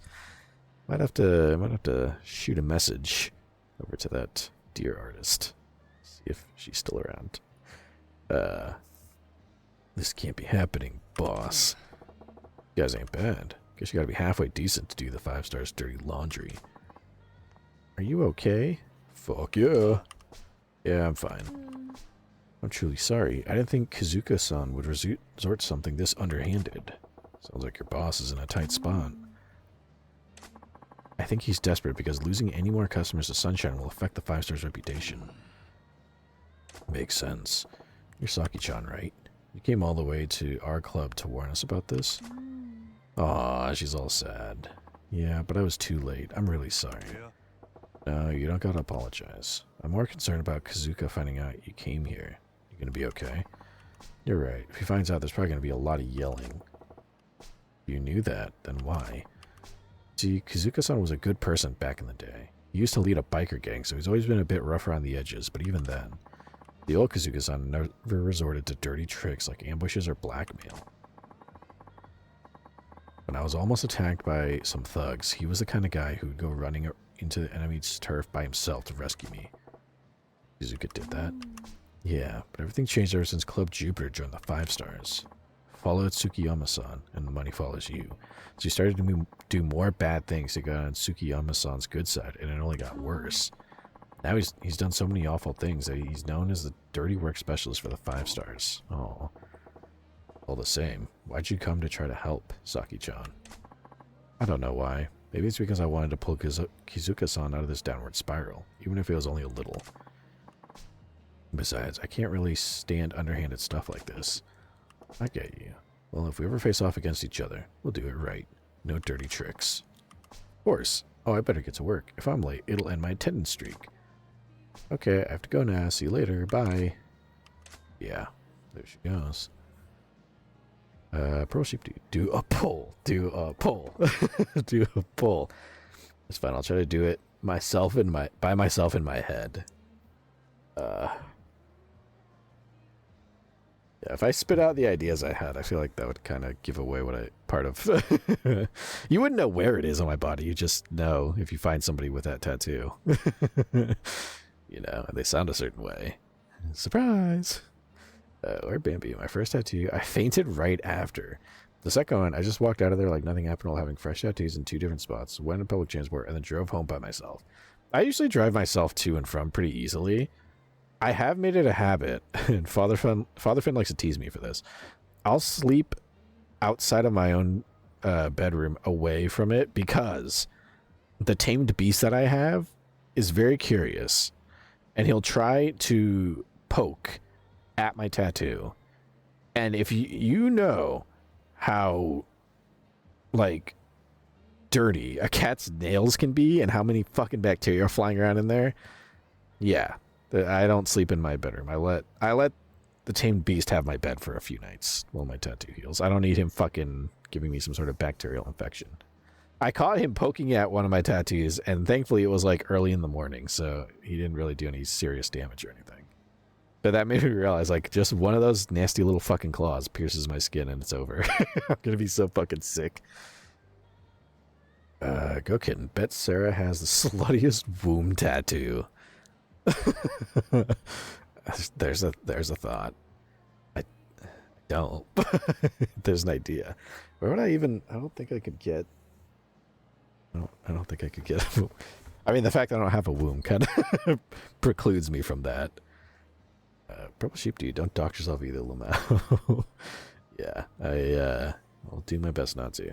I think it's fine. Talking about tattoos, I think is chill. If I don't tell you specifically what they are, because there's probably a lot of people who walk around with a bunch of tattoos. A lot of people these days get to the taboo around tattoos has kind of died out for the most part. But you know, it's not that crazy. So I think talking about the fact I have tattoos is one thing. Telling you specifically what they are would probably be doxing myself a little bit. But as long as you don't know what they are. Or maybe the sound of you checking your belly. You heard that? I kind of did stop and look. I was like, yeah, there's nowhere for me to really do that. I can't. I can't. Yeah, it's not gonna happen. Purple sheep, dude. Sarah losing his bed to the cat is so real. Ferocious battle for the bedroom and you having more chances to die than the tamed beast. Yeah, it's easier for me to lose. He specifically knows I have a weakness, and he has it out for me. So I go, you know what? He already has. I don't know if this will be. This is interesting, but I have 2 pillows that I sleep with. One for me, and the one that's next to my head is the other pillow. And that's his pillow, the tame beast. He will sleep right on that, right next to my face. And then the fucking first thing in the morning, if the food does not get dropped in the food automated system, he's fucking pat me in the face. But, you know, I share the bed with him already. So he has his own pillow next to mine. And he's a very fluffy, hairy cat, so I have to put a blanket over it so he doesn't get fur all over the place. But there's my pillow, I'll lay there, I'll sleep there, and then right next to my head is his pillow where he lays and sleeps. Especially as of late. Sometimes he finds other places to sleep, but especially recently he's been... In fact, right now, I bet he's... You know what? Hold on, let me check. Give me 1 second. I gotta make sure.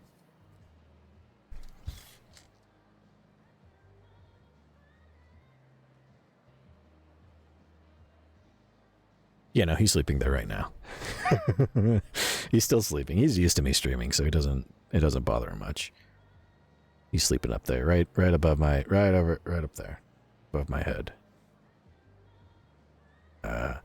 Where'd Bambi? If only we could see this magnificent beast.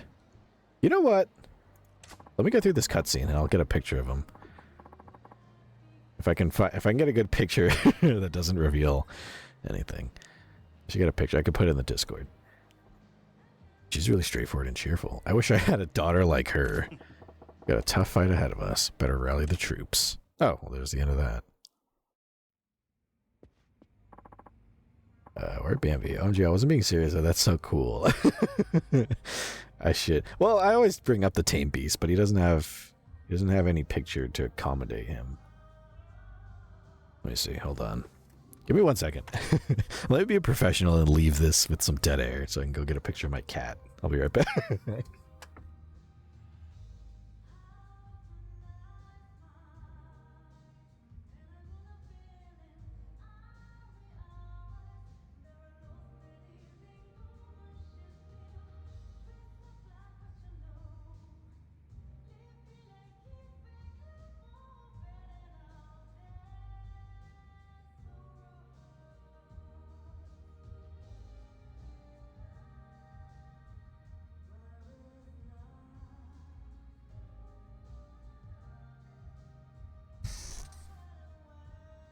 To bed.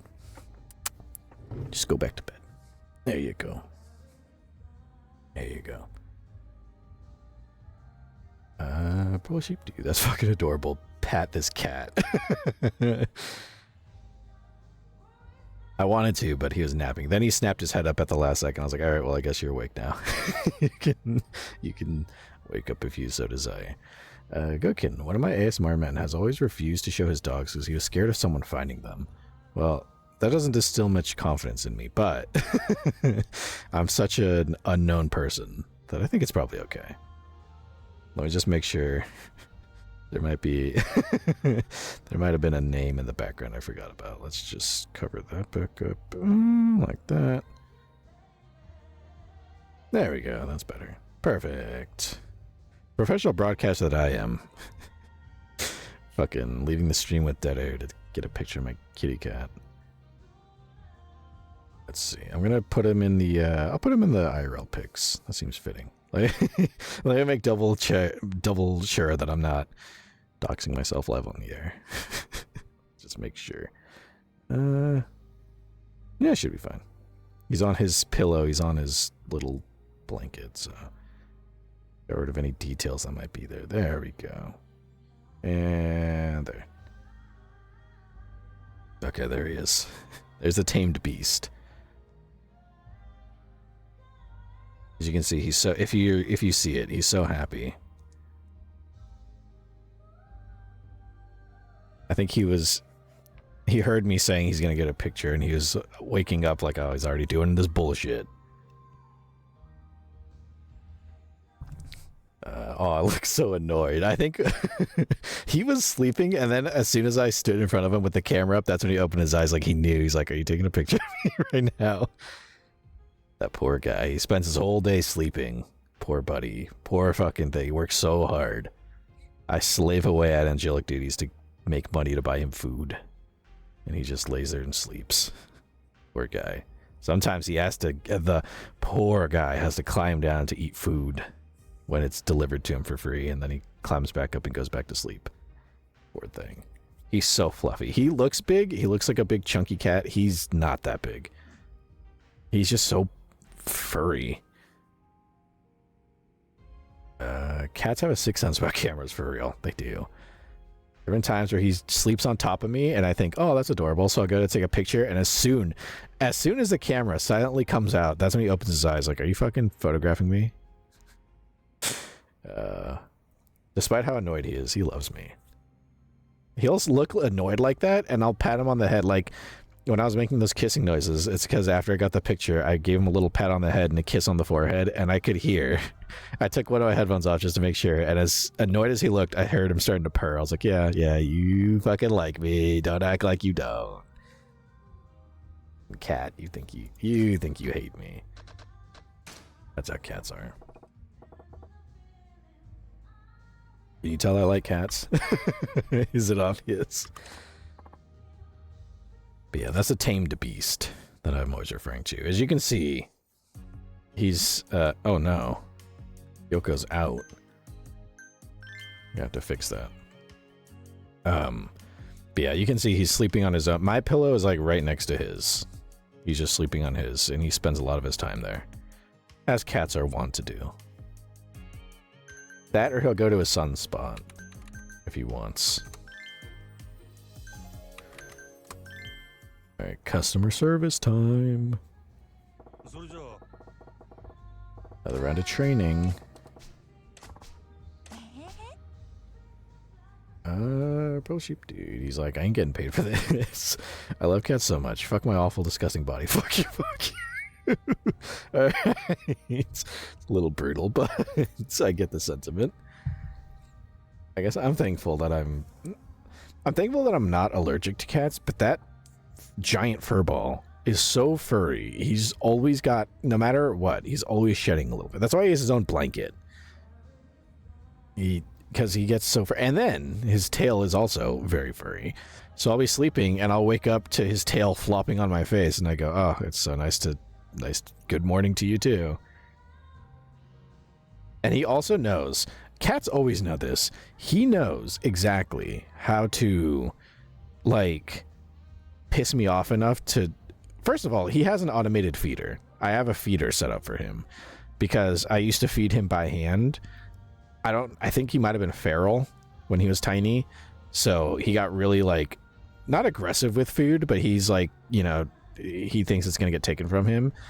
It doesn't help that Sister Finn's small canine beast would run in and take his food because he was a cat and he'd eat slow. So he would wolf down all of his food and then get sick because he ate too fast and then be hungry.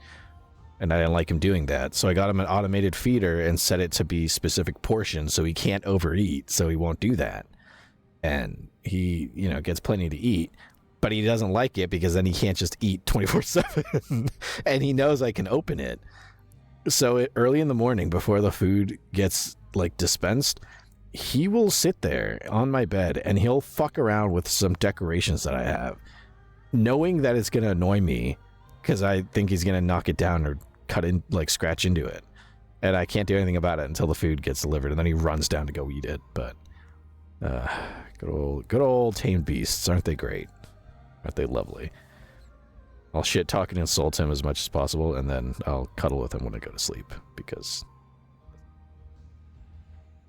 pro sheep dude, choking my algae to death with my mind. Eventually it'll win. Go kitten, furry feeder.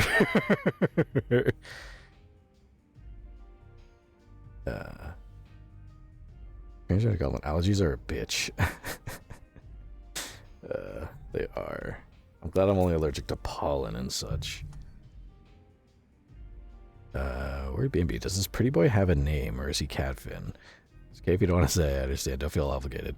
I'll call him Tamed Beast. Only because if I say his name, he will. He probably knows I'm talking about him. If I say his name, this fucker will jump down from this area that he's laying on and then onto the area in front, which is going to fucking knock shit over and make a mess, and he will wait until I feed him or give him something because he thinks I'm like calling him over for a treat. So I won't say his name because I don't want him jumping off of my fucking bed and knocking shit down. We'll just call him Tame Beast, because if I say his name, he'll perk up and he'll know. He knows his name. He's smart like that.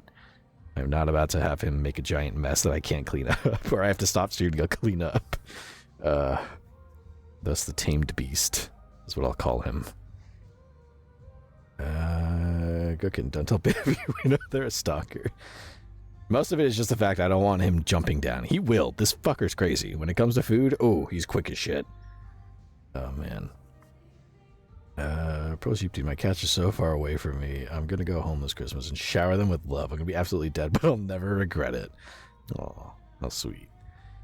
Where baby? I'm totally not holding hands with sheep inside of Sarah's walls waiting for a bowl of soup together right now. I would hope not. Oh, look at her glasses. Let's see here. Alright, let's talk relationships, Ai-chan. Can I ask you some questions?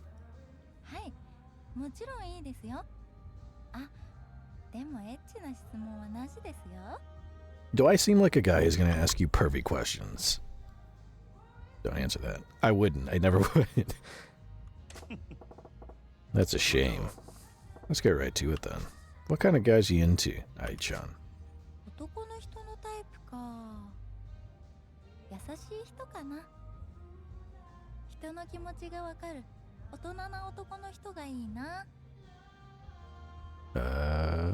Where Bambi? Her glasses. Hi, beautiful. Yeah, look at that. See? The framed glasses work. I think the frameless glasses just lack... Something about the frame really just fits here. Bro, sheep, do you real? I've been waiting for ages. Be waiting for a hot minute. We haven't had soup in a little bit. Cook it. Lame. I'm eating fish and rice right now. God, that sounds so good. God, I love glasses so much. It's a lot of things that get you going, I noticed. Sounds right up your alley. Does that mean you're into older guys?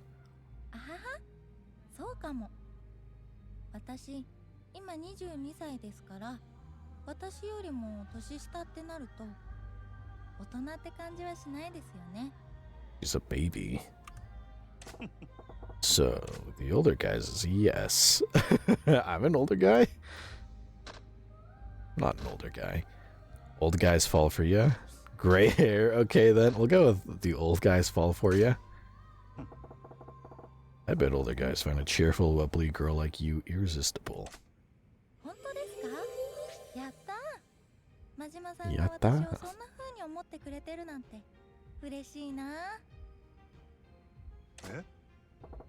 Oh no, I was talking about in general. I wasn't referring to me personally. Pro Sheep Dude, God, I understood that too. You're like, I can speak Japanese. Yes. Mataku.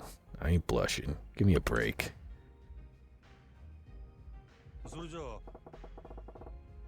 Okay, let's take the opposite approach.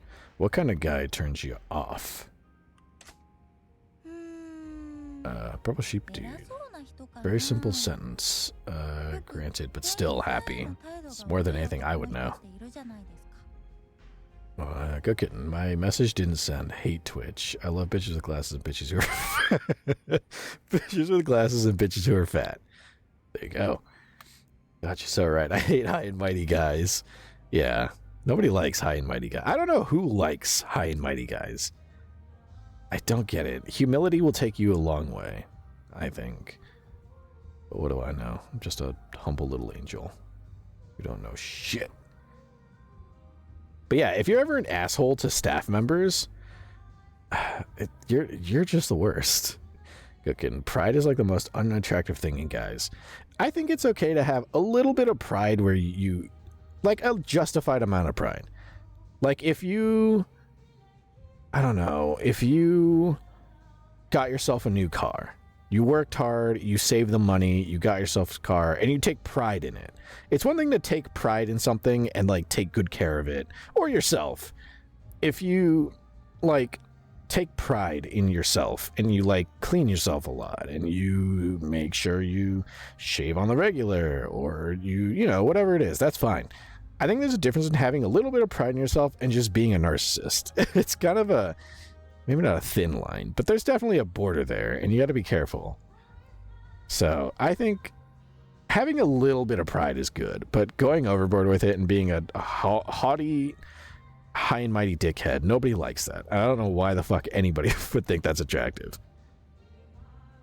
Just the most, as a guy too, who, you know, I mean, the kind of guy I like, I don't think is usually high and mighty, but it's just never, I've seen people being high and mighty and it's like, nobody likes that. Like, but sometimes they're married and it's like, how the fuck? I don't know, man. I feel like the only way it would work if someone who's high and mighty is if they find somebody who just really hates themselves. Because then it's not an equal level of pride between two people. It's like a take, and slight give. Purple Sheep Dude. Add stupid and we might have a deal. High, mighty, and stupid. There you go. Quite the trifecta. Yeah, I know the type. They make the staff bend over backwards. Probably makes them feel like a cabaret god. And I hate them.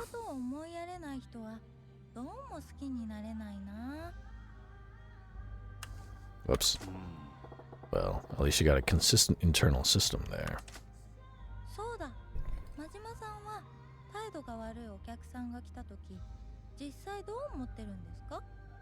What's going on with a customer with a bad attitude? Let me think. Part of the job, I want to punch him.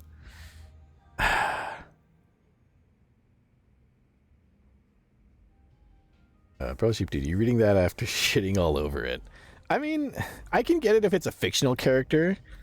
If you like a fictional character who's high mighty and just like what is the term? I'm thinking. Oh fuck! I've used this term before and I'm forgetting now. Fuck! Why can't I remember? Oh, a himbo.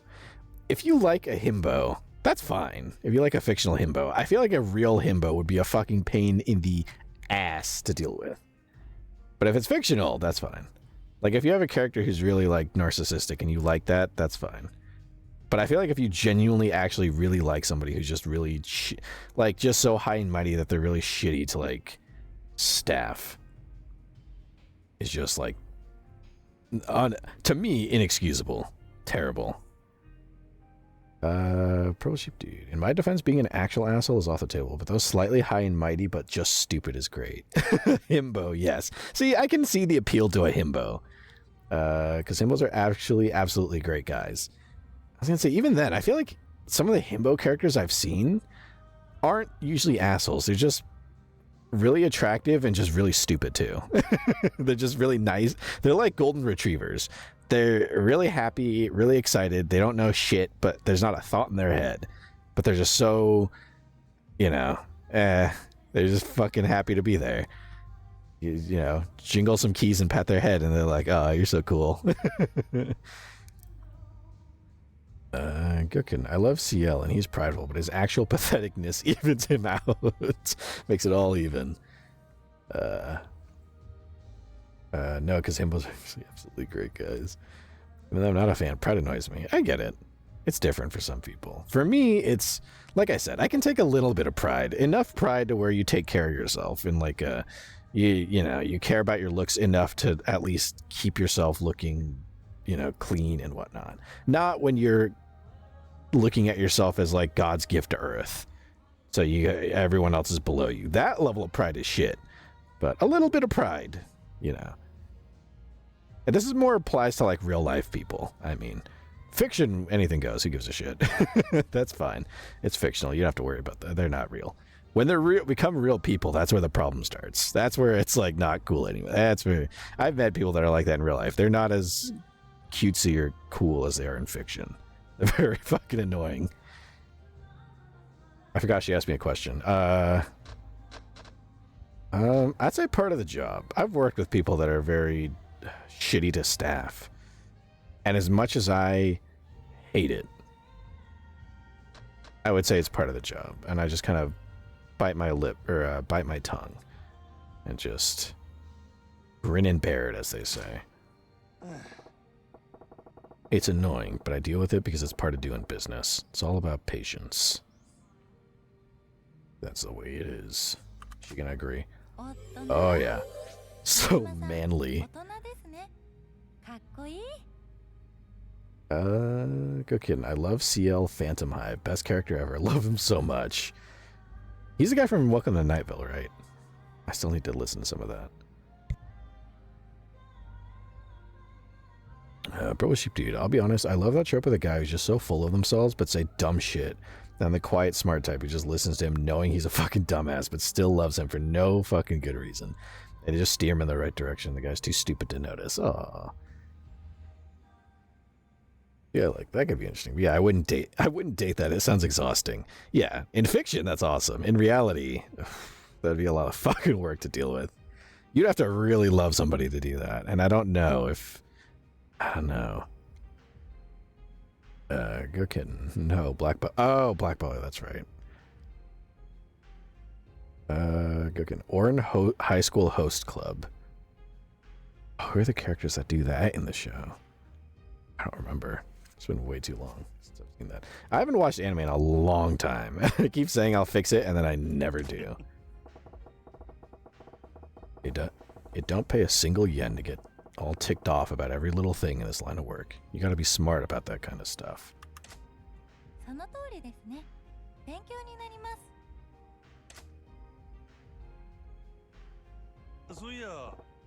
So, Ai-chan, how many guys have you dated? Give me a number.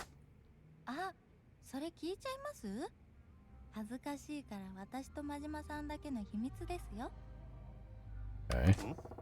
Embarrassing. Why? We talking triple digits?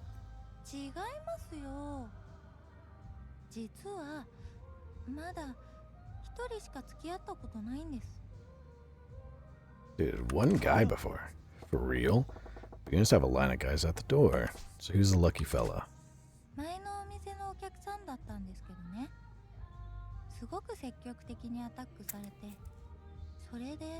I don't know if that's a good idea to date a customer.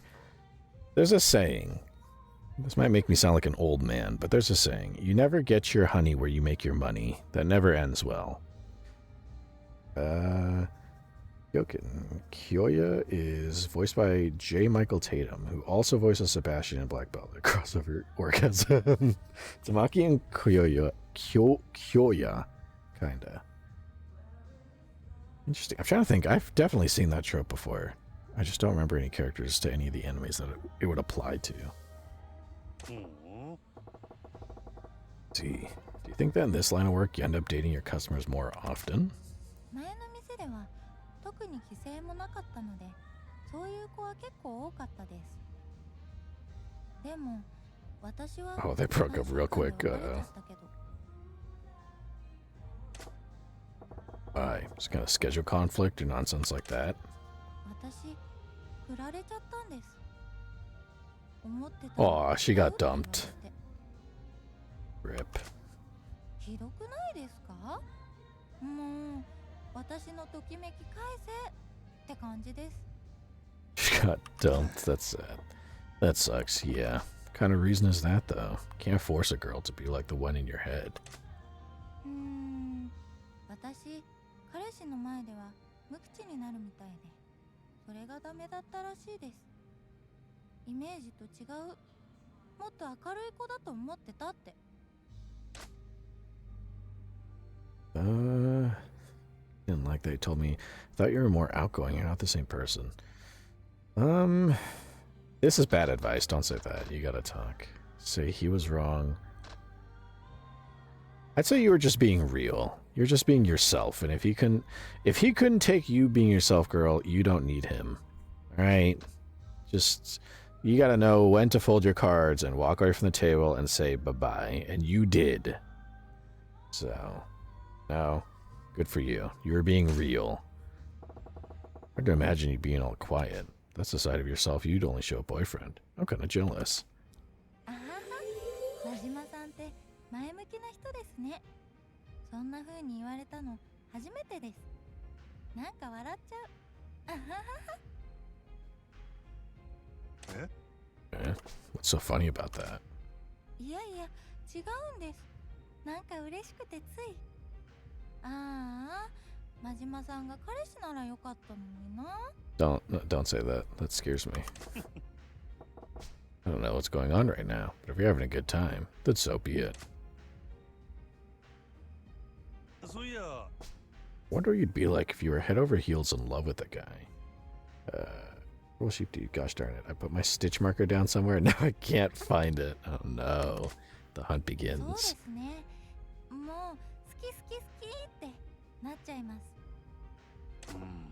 Whoa, intense.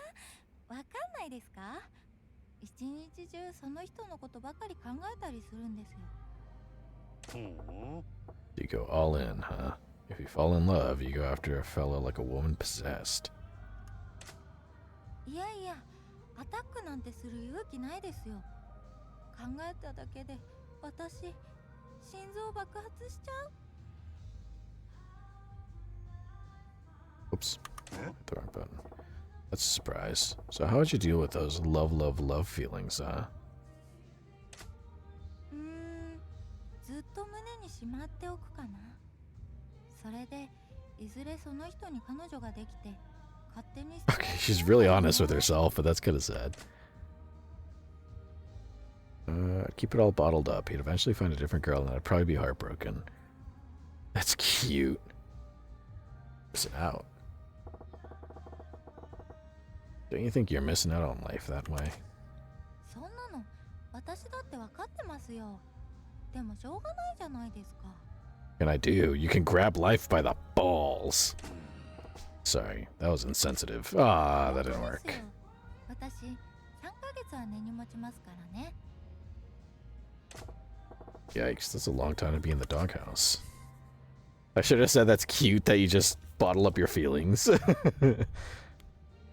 It's not cute to bottle up your feelings. You gotta crack open a cold one over your feelings. That's different. I'm joking, it's not different. Don't do that. Don't bottle up your feelings with alcohol. It's not a good idea. Purple sheep dude. The hunt. More like fucking Alzheimer's. Oh no. Gotta write notes to yourself to remember. Yeah, we had a good lesson. You're a natural hostess, Ai-chan. Keep that up and we're gravy. Right, now we can do another shift before the stream's up.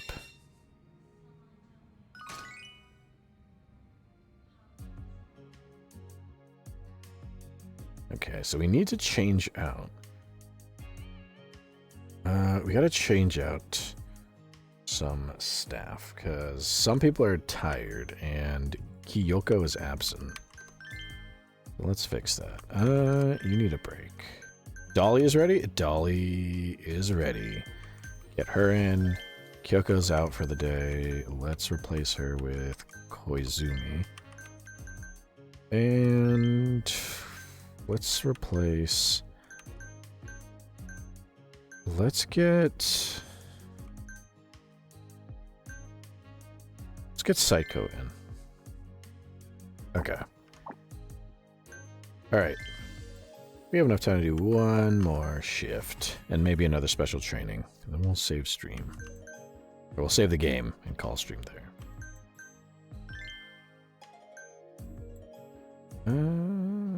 Yeah. That should work. Let's do it. Business time. Open them doors.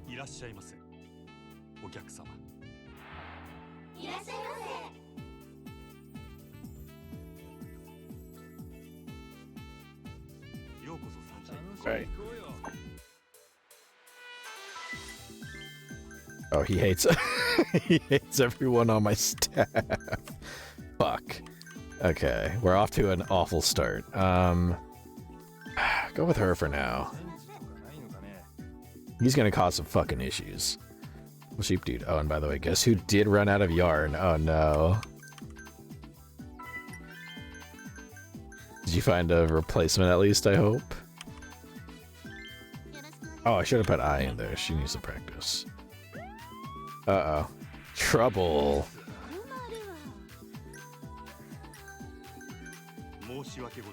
Let me protect the girl.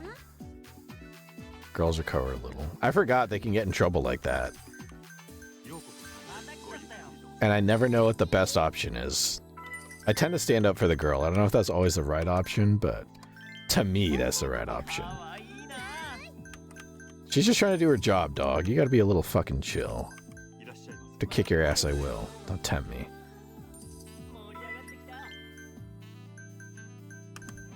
Ooh, Aranda. You like Aranda. Pro Sheep Dude also had to run to the store and could not find a match. Oh, no. Our apologies there. Get out. Yeah, I'm sorry you weren't happy here. Get the fuck out. Yelling at my girl. What's wrong with you? There we go. And then, who do we have here? Okay, how about that? Koizumi, at least.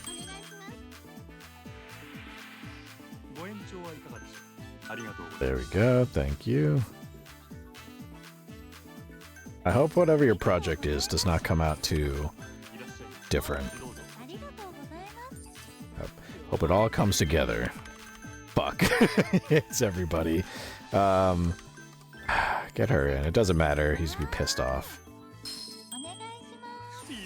Oh, and of course it didn't go to the person who needs it.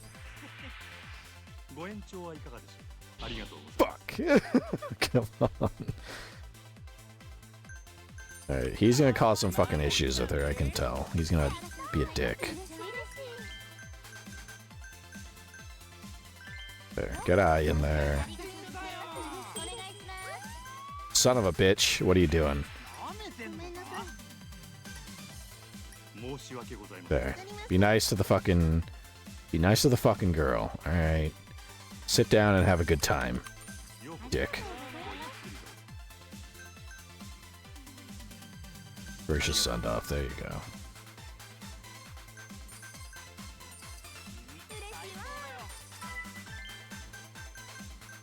Oh. Forgot how much of a pain in the ass the wealthy customers can be to deal with. Oh. What you need? Guest glass. Pro Sheep Dude. Yeah, it was either visibly not the same color or totally different size and texture. So I literally bought a new skein and had started my project from the start. Oh. Fuck. Sorry to hear that.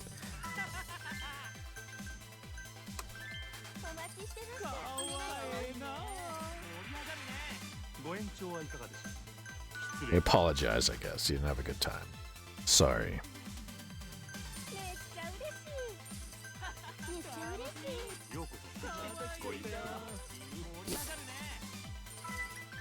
Oh no. Oh, you love her, Rhonda. Let's go.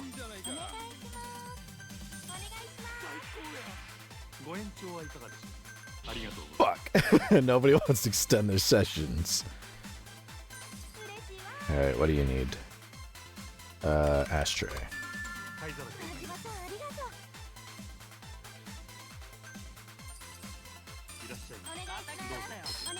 Oh shit, wait.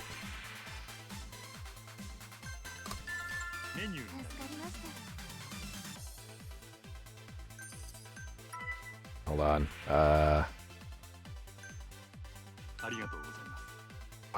Koizumi is tired. She needs rest. Get Ai in. She has more stamina. As soon as she sits down, hit that party.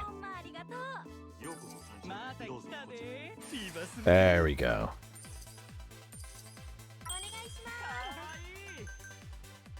Koizumi back in there.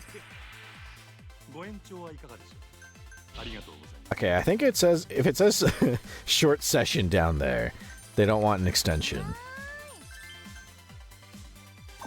Oh, I didn't mean to do that.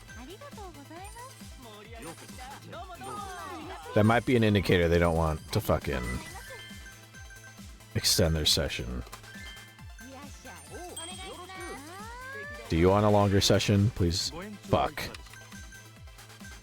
There.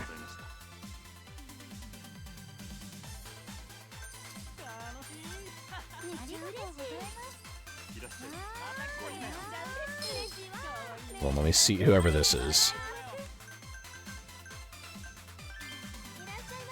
And then you need help. Ladies glass. And then this next guy needs help. Give him a check. Long session. Oh wait, no. It's already in. Alright, fine. There you go. Praised. More fever. Alright. Got shit going on. We know what's up. Gracious send off. Get more fans. But thank you. Get on out of here. This fucking music is awesome. I love it. If I had to manage a business, this would be the music I want playing on a good night. If it's just like this, or there's 3 people, I want I want this playing. Having a party out here. Put her in.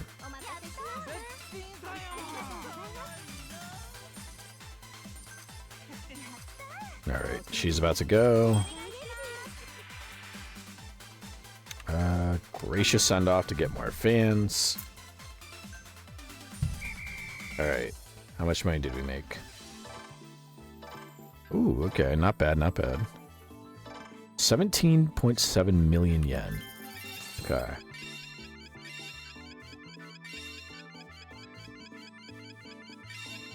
Koizumi put in work, look at her. Damn! Oh shit, we have 2765. Okay. Alright, I just know. Oh, wait, we can't talk to them, but let's do one more round of training and then cabaret running, and then we'll call stream there. One more time. Let's see.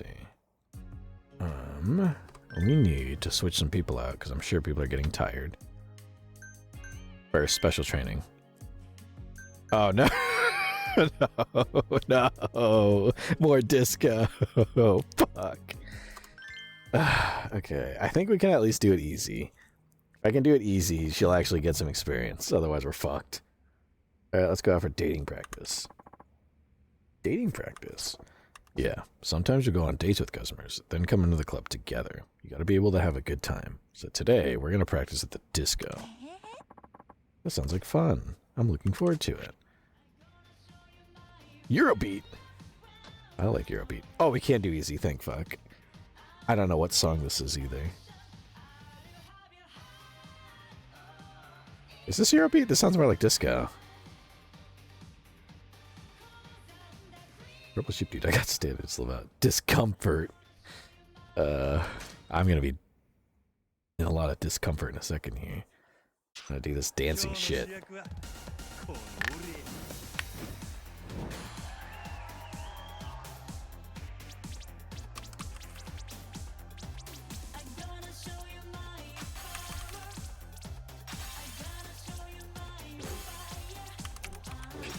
Fuck.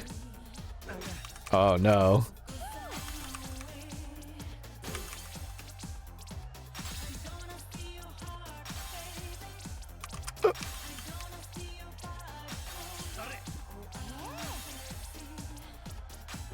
Fuck.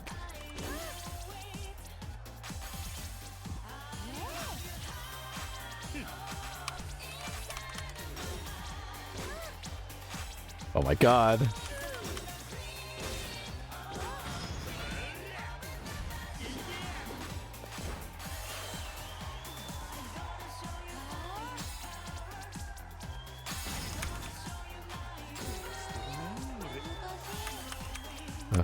I'm getting so panicky whenever it picks up and like, oh fuck.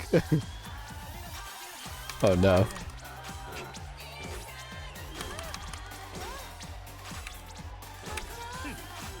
Okay. I got something here. It's 2 buttons, so it's easier to manage.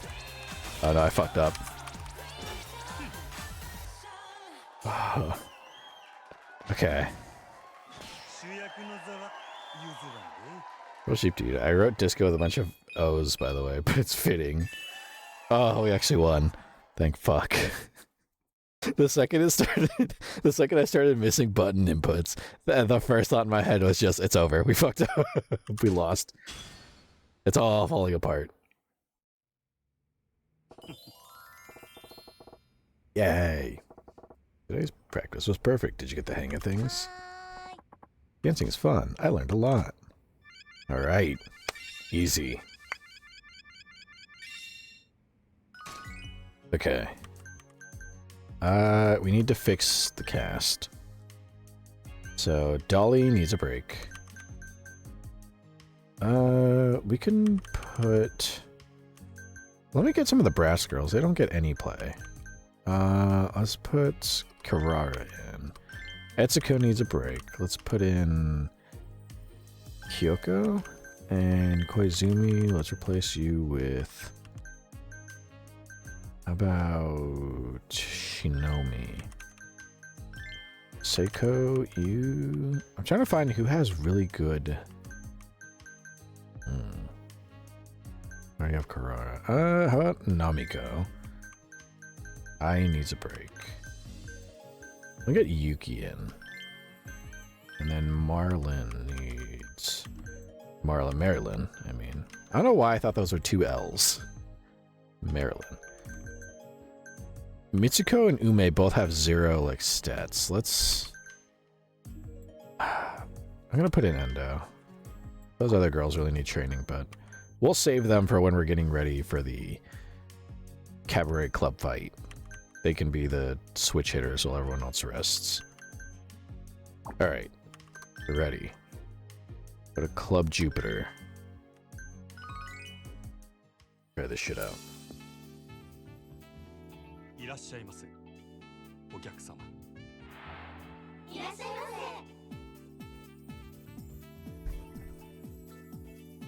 Alright.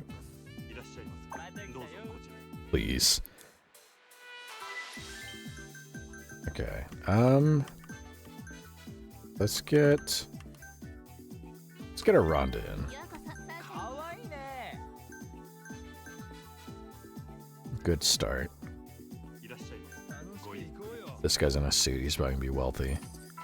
Yep. Oh, he likes Yuki. Get Yuki in there.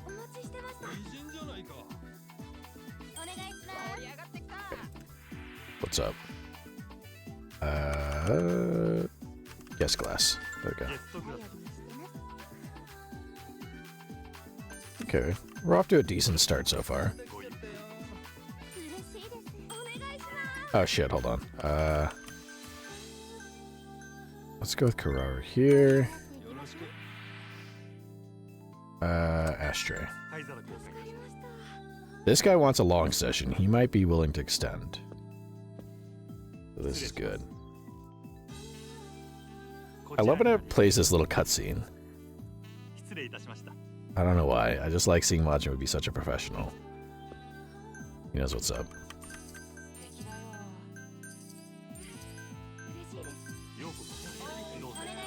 Oh.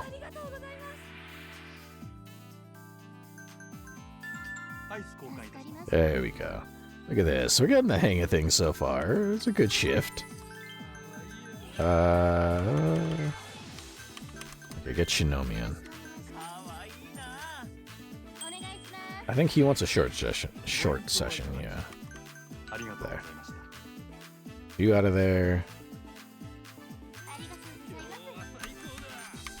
Pearl Sheep dude, you just you just like seeing him kneel. I don't know about all that. Oh no, he hates everybody. Shit. Get Kyoko. Wait until I hit fever mode. You might be a little more chill. Fuck.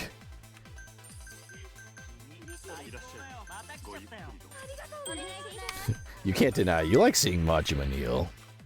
Don't lie. Everyone loves to see Majima take a knee. For you. You're gonna start some shit. I can tell right here, this table, table 4, some shit's about to... Yup, I knew it! There. I think I'm supposed to scold her if she's arguing with him. But I'd rather not. There. Say thank you. Gracious send-off. Shinomi needs some rest.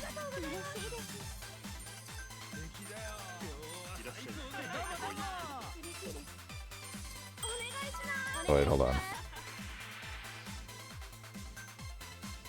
Gracious send-off for you. Okay, you need help. Switch out that ashtray. And now we have another guest. Put Endo in there. She knows. She's got it. And then wait until we can hit fever again. Motherfucker!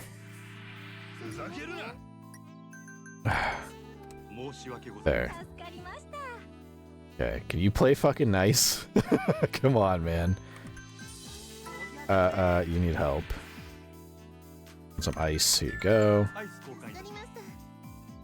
It's crazy that I can remember these hand signals from this game, and I struggled in some of my classes in Seraph school.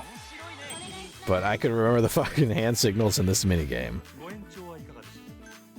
He wants a short session, so thank you. Like the hand gestures don't even really make sense half the time. Like, look at this. What is this hand gesture gonna be? Okay, that kind of makes sense. A menu. Like she's opening it like a menu. I don't remember what the towel hand gesture is supposed to be.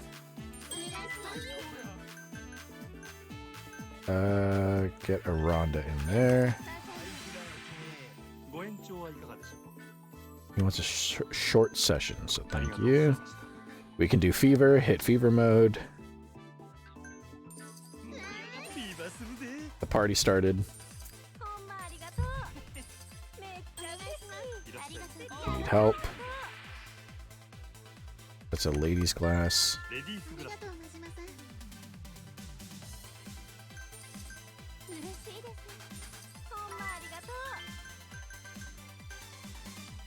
Get Yuki in there, fuck it.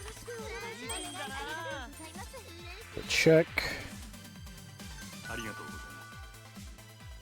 Kyoko's getting tired, she needs rest. Oh shit.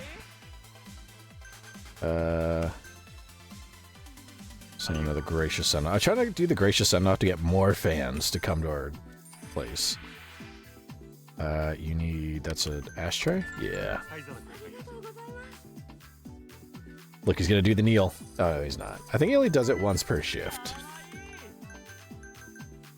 Got me all excited for nothing. Wait. That's ice. And then this other person. It's the check. Wants a short session, so thank you. This other person down here needs help. What do you need? Do the hand thing. That's a ladies' class. Activate the fever mode.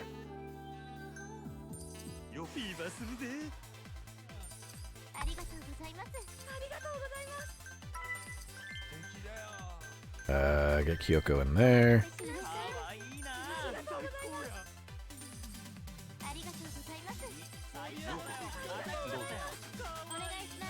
Hold on. Wait a minute. It's everybody. You're gonna start some shit here, then here. Oh wait, hold on. Yuki can go in. Yuki can go in. Wait a minute. There. Oh, did I miss? Oh, fuck. I took too long. Damn it. That's a towel. Okay, that makes sense. The towel is like you're wringing out a towel. I can get that.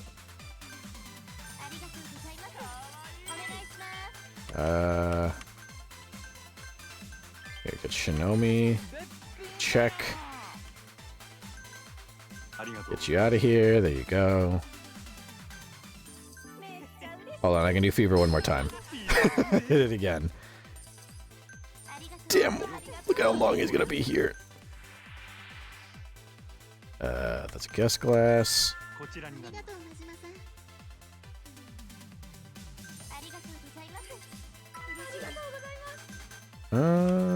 her in. We only have 11 seconds, but by all means. Let's see. You there. And you. Get some more fans. You have 6 seconds left.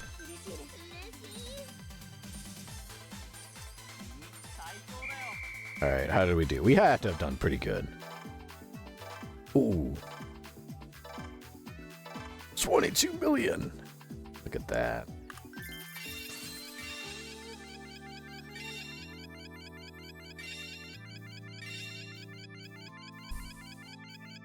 Damn. Oh. Yeah, 23. All right. 35.50. Look at this. We're kicking ass. Purple sheep dude. Pain. Goat keeps rolling, my man. Oh no. Congratulations, Majima-san. We reached 3,000 fans from the Club Jupiter area. Way to go, Yuta-chan. Club Jupiter's area will be ours soon. Yeah. It's probably mean Kazuka's gonna make a move again. Hello, Majima-san. Oh, hi, Saki. Once again. Hey, you're from Club Jupiter. You're busy, be Saki, the gal who works every day. Please, don't call me that. You'll embarrass me. What can I do for you today? You're alone, Saki-chan? Yep, Kizuka told me to give you this challenge. A challenge. So we're finally going head-to-head, huh? Oh, shit. Nobody to be found. Man, the fucking sound alerts, or not sound alerts, the raid message is not working. Damn it. But nobody to be found. Raiding with a party of 2. Welcome, welcome. Playing some Yakuza 0. Welcome in. I wish my thing was working, and it seemed to not be. It's just me and one guy. Well, it's still nice that you raided. I appreciate it. My chat box wasn't working, so I should have figured the other notifications would not worked. But, oh well. Welcome in. Thank you for raiding. Some Yakuza 0. How's Yakuza going? Pretty good. We're making some progress in the Cabaret Club minigame. We played Dress Up. Oh! I should show you how I dressed up a character. Purple Sheep Dude, you tried to tell me this time, but I didn't see it in time. Getting attacked by nothing. Gokin, that's enough to create one more. Yeah. All you need. But yeah. I was initially gonna, I was about to end the gameplay and move on to my post-stream story time. But I think, you know what, because you're here, we'll do one more round of training and Cabaret Club managing. Mostly because I want to show off how I dressed up a couple of characters.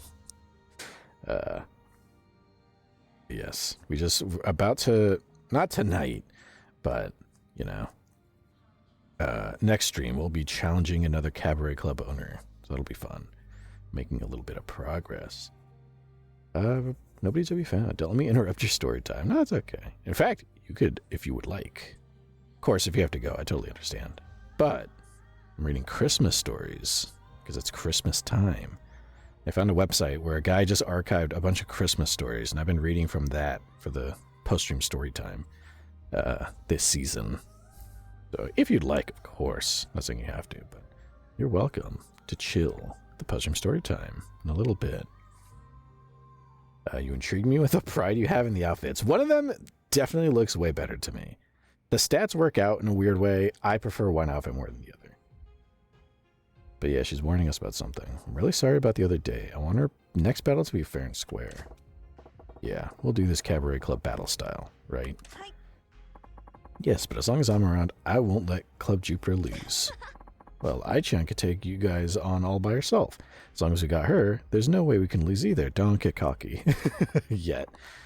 Come on, Yuki-chan, you gotta pull your weight too. That's funny. Your club is fun. I'm looking forward to taking you on. I'll see you later. And exit stage left. She's a great girl, and that means she'll be a tough opponent. Yes, Club Jupiter is strong. Let's make sure to adjust our staffing roster and make all the necessary preparations before we take them on.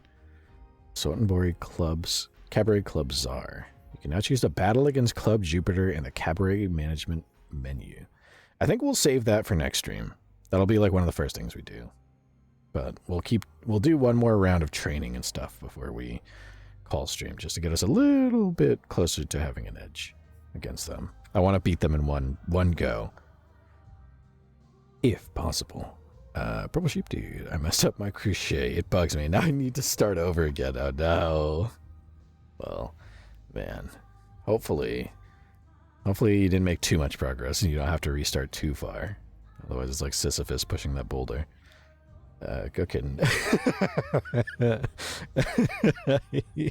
Want to use his eye patch as a thong. I mean, it's probably pretty sanitary. I mean, that eye doesn't really produce anything, I think. I'll be fine, right? He probably wouldn't like it much. Unless he let you. I'd imagine he doesn't want, you know. If he was okay with it, then I guess that's fine. He definitely a look. Purple Sheep Dude, it's not too bad. It's only about an hour of work. Okay. Not too far to start. Okay, never cared much for consent. Yeah, that is true. That is true. Alright. Look at these dressed up Cabaret Club employees. These outfits I put together. Where's... Okay, so we have our original girl. I'm not such a big fan of her outfit. She has great stats because of it. I think it's a little... The hairdo's a little much. I'm not a big fan of that. The tiara is nice. The dress is elegant. I like that. The earrings here, I like that. I think it could... The hairs would... I find kind of weird, but... This outfit, I like... This one, I like her outfit a lot more. The smart suit here with the plaid. Her main color is red, so I kept it red. Got her the smart suit here. She's got the framed glasses. No nails. No... She has a simple necklace here. A little chain necklace. This hairdo. I think it all ties it together in a very kind of like professional kind of, you know, sort of intellectual look with an air of kind of chill friendliness. I think is how this came out. I like her outfit more than this one here. Purple Sheep D. I gotta mess up this perfectly good brand new skein of yarn now. Rip. Nobody to be found. Looks like Austin Powers. Yeah, baby. Oh, I love Austin Powers. Purple Sheep Dude. My project is too small. I gotta double the yarn, so I'm gonna unravel the whole thing and re-roll it from the middle so I can use the two ends at once. Oh man, good luck.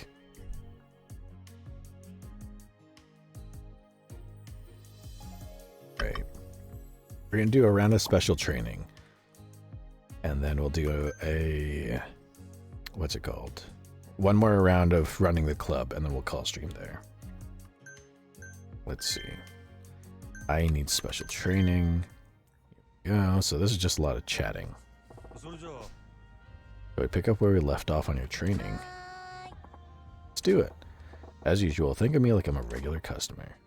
Okay, it's hard to imagine, but here goes nothing. Hi, Majima-san. I haven't seen you in a while. Let's have fun today. Perfection. Let's see where this goes. What should we talk about today, Ai-chan?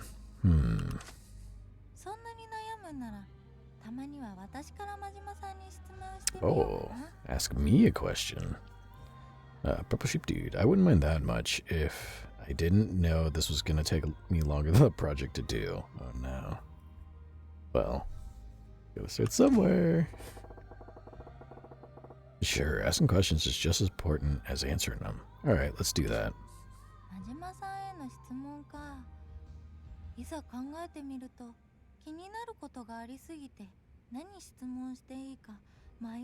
Aw, I'm so interesting to her.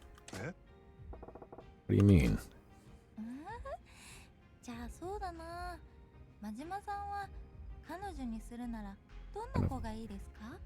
Kind of girl would you want as a girlfriend? My type of girl, huh? Let's see. None of these are good answers to me. Someone I like is a little too vague.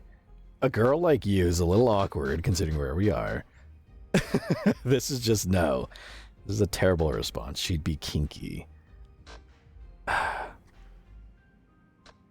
Someone I like. I feel like this is the best. This is the answer I'm supposed to go for. This is just weird.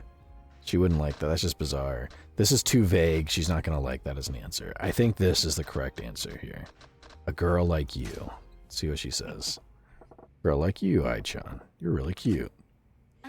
There we go. How many girls have you said that to? 0. They're scary. Hey, don't make me out to be some kind of playboy. I'm totally serious. You're just my type, Ai-chan. Heh.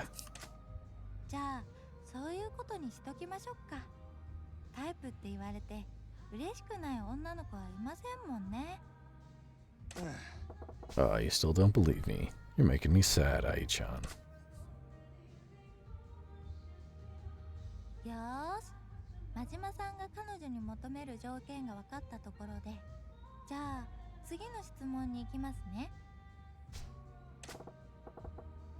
Alright, bring it.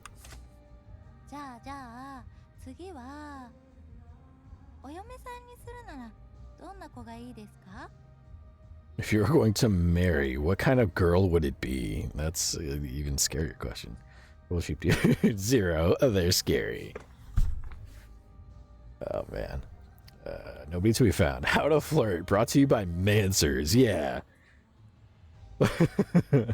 What kind of girl would you be interested in dating? One with big fucking tits.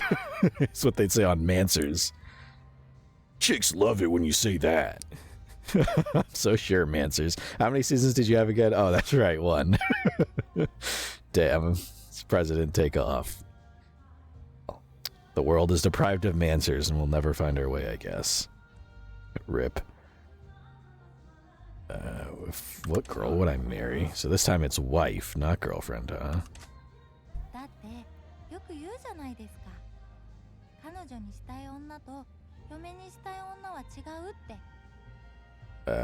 Purple Sheep Dude, honestly, people who think that can just go ahead and say it.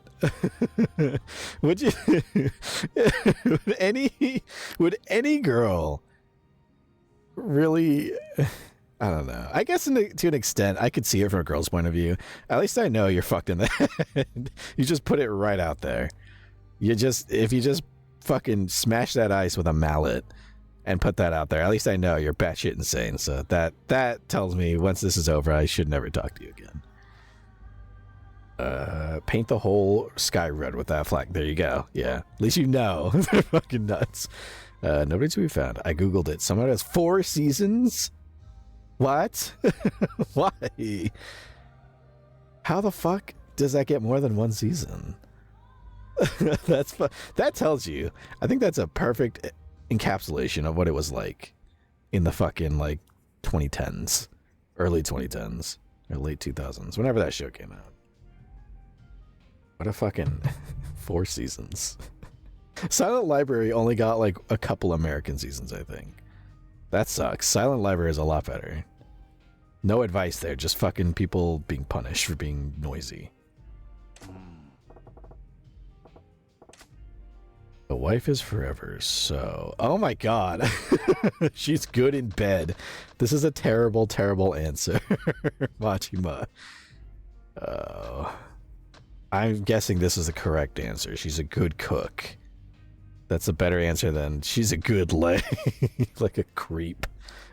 What a ghoulish response. Ugh. Bullshit, dude. Well, I mean, when you think of it, some girls are really proud of their breasts. Some of them get done and actually enjoy showing them around. So I guess they would take it as a compliment. I mean, there's a lid for every pot. You never know. I'd really like a girl who can cook. If she can make my stomach happy, I'm happy too. Cooking is pretty important, huh? I've been thinking the same thing lately. Ah. Hey, that's great. I'm looking forward to a home-cooked meal someday, Ai-chan.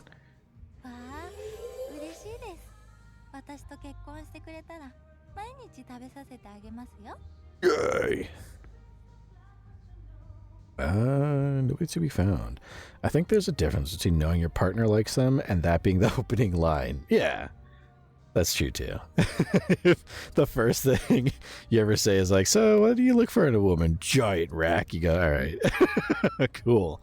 But if you down the line, like you've gone on a few dates and you get to know each other, you're kind of dating. They're like, what do you like about me? Big titties. And it's like, okay, yeah. Like, I guess I figured that out at this point. Real cheap dude, but unless it's a specific situation like that where they really are into their own body like that, I'd say it's unlikely. Yes, press my phone is a prude. Doesn't want to say nasty words like that. So scared. Whoa, what's this marriage talk about all of a sudden?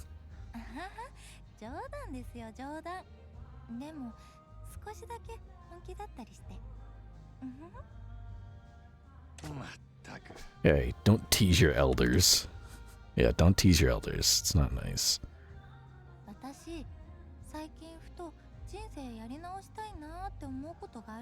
Oh, that's a heavy question. Yeah, I guess that's something you think about from time to time.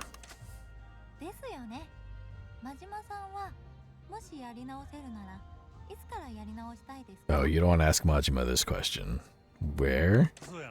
Reliving my life, huh? Before I was born, my teenage years, I don't need to. I wouldn't want to relive my life before I was born. That was a while ago. My teenage years, I don't really think there's anything I could have done in my teenage years to not be cringy. I don't think there's anything. I'm fine with where I am in life. I think this is the best answer. I don't need to. The mature answer would just be, I don't need to. What's done is done. No sense in changing the past. We are where we are. We forged the chains, the bonds in life that we are carrying. I forget the quote. But I don't need to. I don't feel like I need to hit the restart button on my years. I got no regrets. Besides, life doesn't give you any do-overs.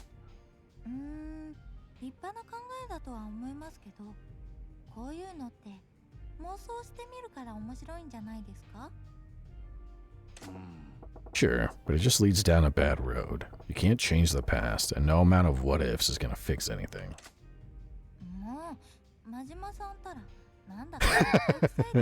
Maybe that was a little immature of an answer. I feel like, I don't know, the teenage years was the right answer.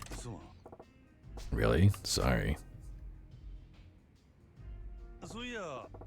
So it's been a little while since you came on here. Are you used to things yet?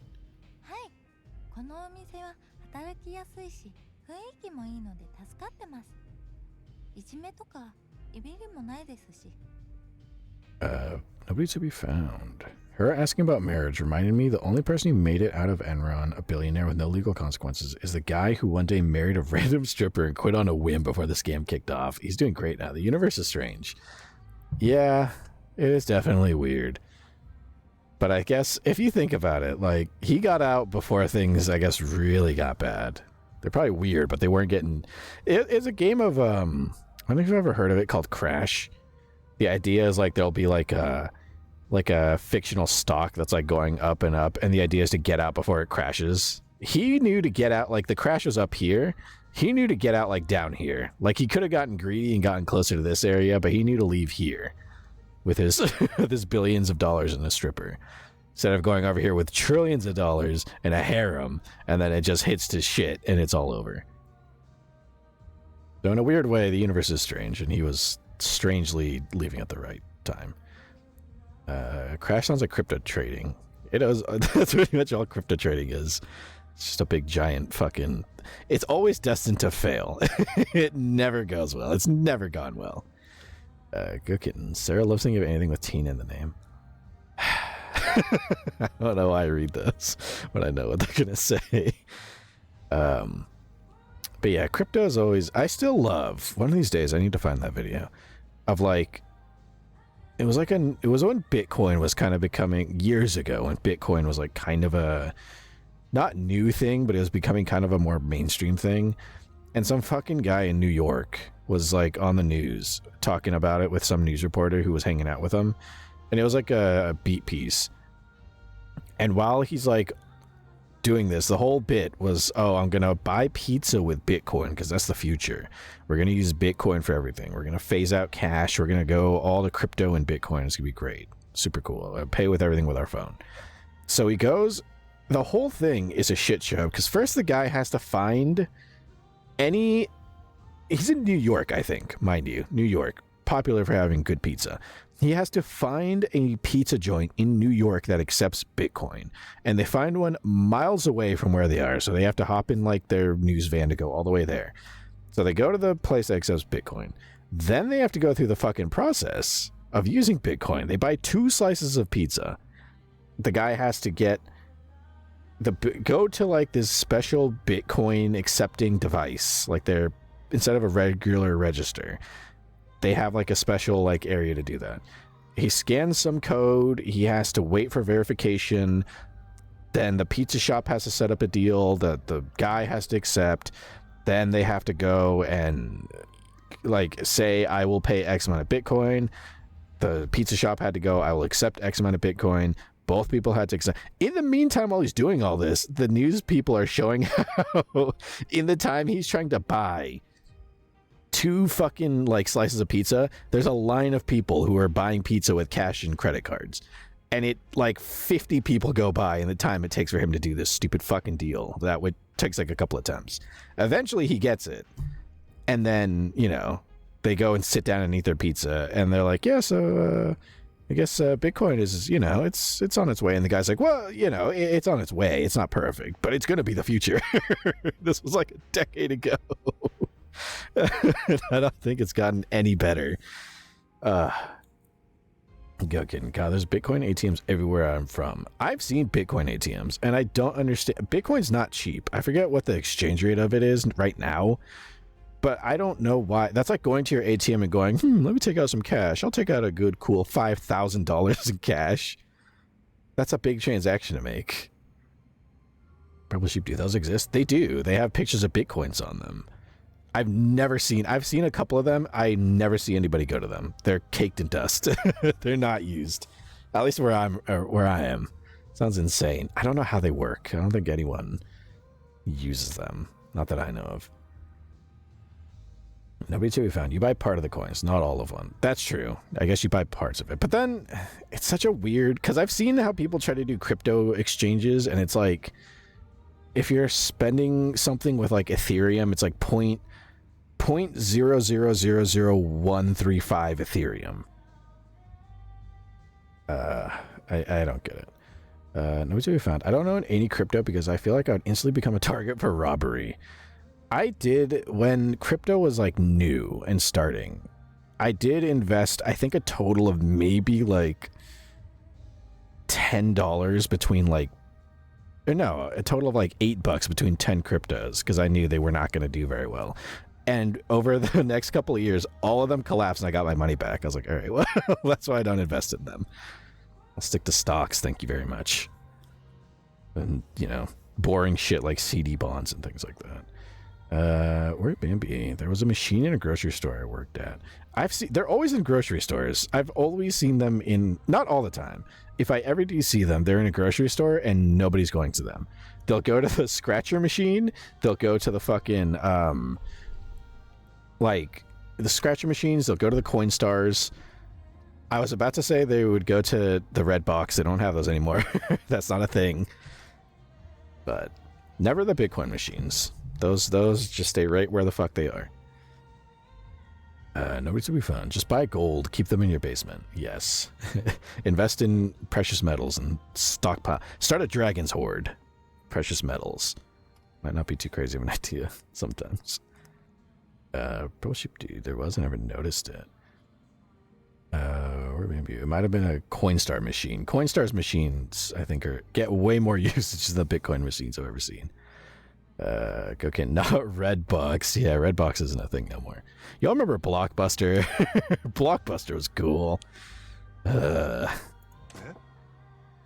Bullies. Bullies. We're talking about bullies? はい、前のお店は雰囲気が良くなくて、女の子同士の間で軽いいじめみたいなものがあったんですよ。Uh-oh. Bullying between girls. Gotcha. 真島さんはいじめられたことってあります？ Have you ever been bullied? Nah, thankfully, there aren't many idiots in the world who'd risk their life trying to bully me. That's a tough response. 確かにそうですよね。じゃあ、もし真島さんが誰かがいじめられてるところを見つけたらどうします？ What would you do if you saw someone being bullied? Beat the shit out of them?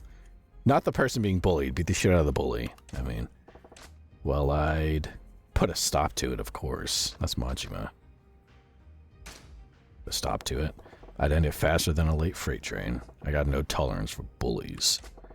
I especially hate fools who gang up on the weak. As long as I'm breathing, that crap ain't gonna fly.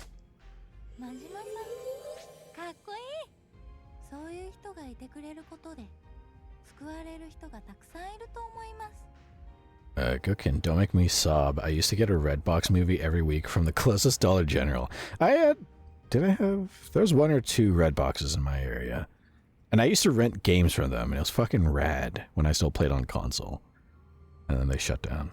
That was a while ago. I haven't played on console forever. But then I heard they shut down, like, recently, and that kind of made me sad. People pilfered them for all the movies they had. They just became targets for tagging, and now they're just decrepit machines. Nobody to be found. In college, I worked construction. I spent a while installing fireproof stuff everywhere in one normal house, like way more than normal. There was a sprinkler system. Every single thing in that house was fireproof. Apparently, guy kept all his money in cash in the house and was terrified it would burn in a fire. That's why you gotta get a good fireproof safe is not too expensive. Just get that. Not that I'm telling anybody what I have, but I don't think it would be a bad idea if you were to get a safe and maybe hoard a bunch of cash and other stuff in it. And then, you know, maybe keep a weapon or two and handy in there too. And something happens and you just get your GTFO in your GTFO bag and get the fuck out of there. Nobody to be found. Just kept gold. Only gold. Was it a lot? It's just a shit ton of gold. That'd be kind of cool. Now the boomer's like platinum. You gotta invest in platinum. That's a new big thing. Just keep gold. Only gold. Yeah, I think that's better than just cash. Cash is not exactly the greatest. Gold and platinum. Find those commercials that air on like afternoon TV. Call them up Get yourself some gold and platinum. Well, it's just the right thing to do. If you see someone like that, you should help them too, Ai-chan. はい、私も人を助ける側に回れるように頑張ります。 Oh, how nice of her. I think we had a good lesson.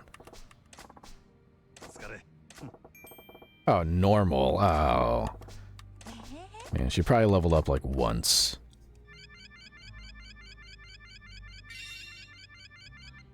Man. Okay. Now we're running kind of late. We'll do one quick, because it's only a couple minutes. We'll do one quick round of Cabaret Club running. And then we will call stream for the night. And I'll do the post-stream story time. But first, we need to change our staff out. Let's see. Her in there. I'm gonna put Ai in too, because she needs the training.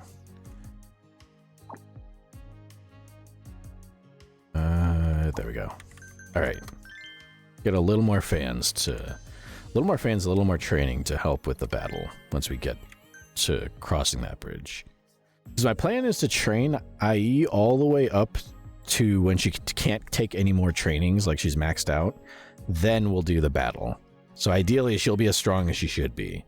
So this will get us just a little extra progress into doing that. Purple Sheep Beats, they're trying to kill me. I promise. Going a little later than usual. But I want to sneak in one extra little round of training and cabaret running, so we can get that little extra bit of experience.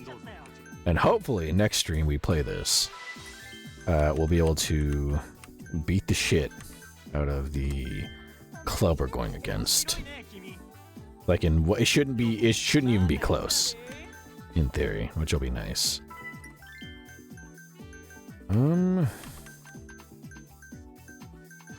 Let's put Shizuka there.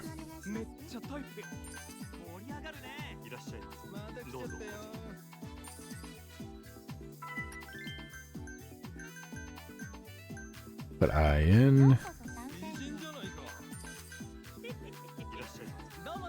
We got a lot of people here. Look at this.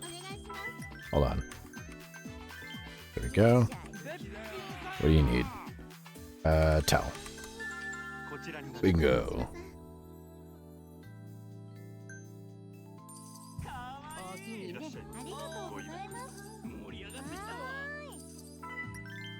How about put a Rhonda in? Oh, you need help. Need ice. Nowhere to be found. I find the male host in Japan more interesting than the female host. I've never had experience with either or, so I don't think I can weigh in on that. I would like to go to Japan someday. Between my between my angelic markings and the color of my skin suit, I don't know if they would appreciate me too much. Maybe the angelic markings especially. I completely fucked up. I wasn't paying attention. But I would be interested. Here we go. Someday. I know they have a thing about tattoos, though. He wants... Alright, we'll just leave that. Nowhere to be found. I mean, the culture of it. I saw a documentary about it. Ah. My only frame of reference for male hosts in Japan was from this true crime channel I watched by the name of Dire Trip. And I like his stuff. Because he doesn't, like, you know, he doesn't play up or diminish the true crime aspect of stuff. Like, he's just pretty straightforward. He talked about this, like, story of this, like, guy who was a hostess at a club, and there's this lady who was really obsessed with him, to the point that when she saw him spending time with, like, other women, she ended up, like, stabbing him. Like, pretty bad. And he actually lived and continued to work in a hostess club. Like, after that happened, he continued to do his thing. Which, frankly, I think is pretty cool. That's brave. Most people, I think, would just leave. They would not want anything to do with that.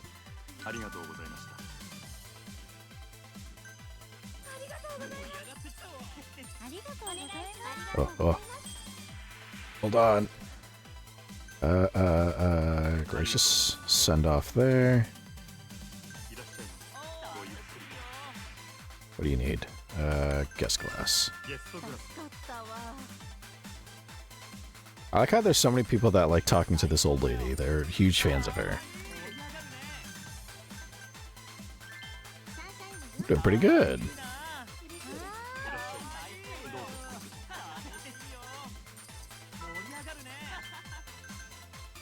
McCoy zoom in. Look, everybody's happy. We're all having a good time. What do you need? Guest glass.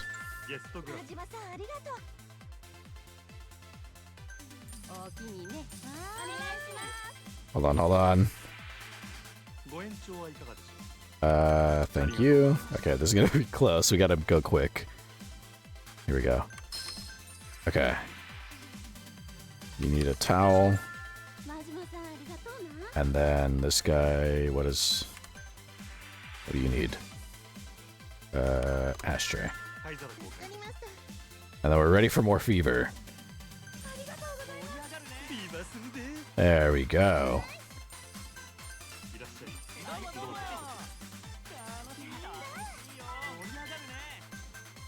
Get the old lady again.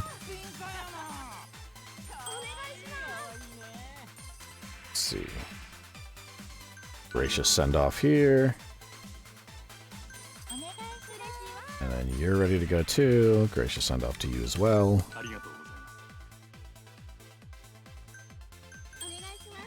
You're ready to go too. Still have a minute left. Doing pretty good.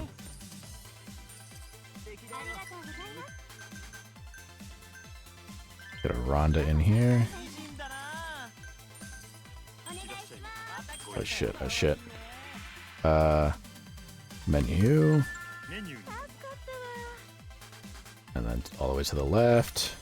Table 3. Need a towel.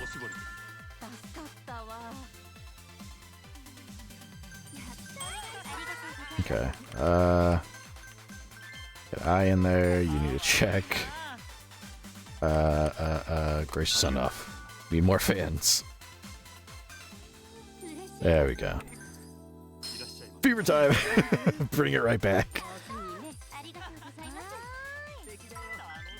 There you go.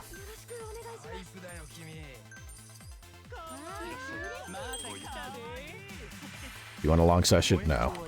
Thank you.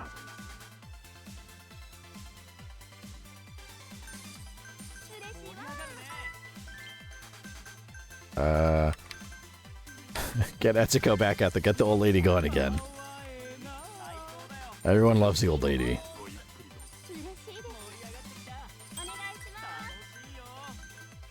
There we go. We're doing pretty good. I'm curious to see how much we make tonight in this shift. He's ready to go. Do you want an extended session? Please say yeah. Fuck. Oh, we tried.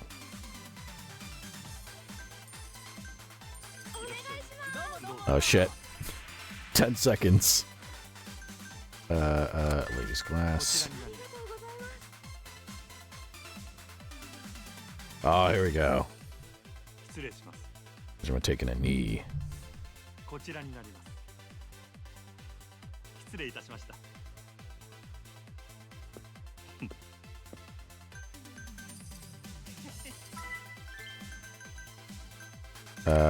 Get a Rhonda in. We only have 7 seconds left. It's fine. Get a towel. Get more fever time in the last 5 seconds. There you go. Perfect. Doesn't really matter. Alright, how did we do? Ooh! 27 million. Not bad. Alright. Look at that.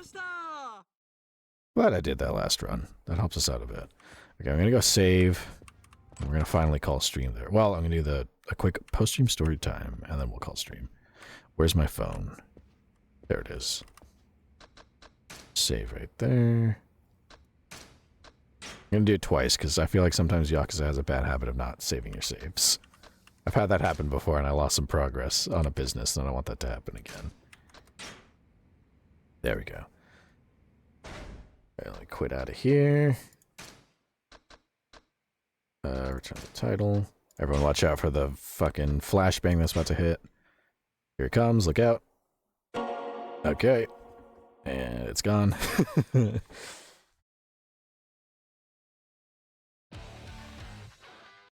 out of here.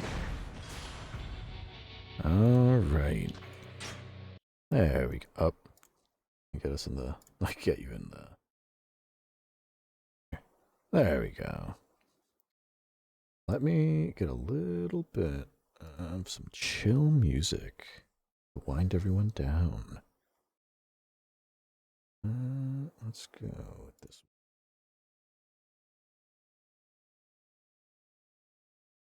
one. There we go. Pro Chief Dude, male hosts. Perfect. Nobody to be found. It's called The Great Happiness Place, and it's kind of disturbing. They make money by selling packages, champagne and celebrations, which means, of course, they have to drink with every guest. So they have this horrible decision of making a lot of money on commissions and getting sick, or making less money, which lowers their rank in the host club, lowering the commission rate. Oh, man. Yeah, I feel like a lot of things are like, it's kind of like Disneyland, or Disney as a whole. The idea of it from the outside looks nice. It's just a cute theme park. But then you get into the nitty gritty of it and learning some of the stuff that happens behind the stage, and it sours a lot of it. So I feel like a host club sounds great from the outside, but of course, once you get into the nitty gritty of it, it's a lot dirtier than it seems. So it's either be oblivious to it and enjoy it, or once you know about it, it kind of kills the magic for you. Bro Sheep Dude, chat gone again, I hope. No, it should be there. Yeah, chat was gone when I first started stream, so I had to restart it. The box that's up there. I don't know why it does that, but yeah, I think when I switch the screens over, it just delays whatever shows up. Especially because I restarted for both, so it had to catch up. All right, I'm going to run to the bathroom really quickly. And then when I come back, I'm going to do a post-stream story time with a couple of Christmas stories. Let's see. I'll do a couple of shorter ones because we're close to 4 hours. We're at 3 hours. I can do a couple of quick stories. I think I have a couple of short ones queued up here. But I will be right back. You can watch my skin suit freak out as I depossess it.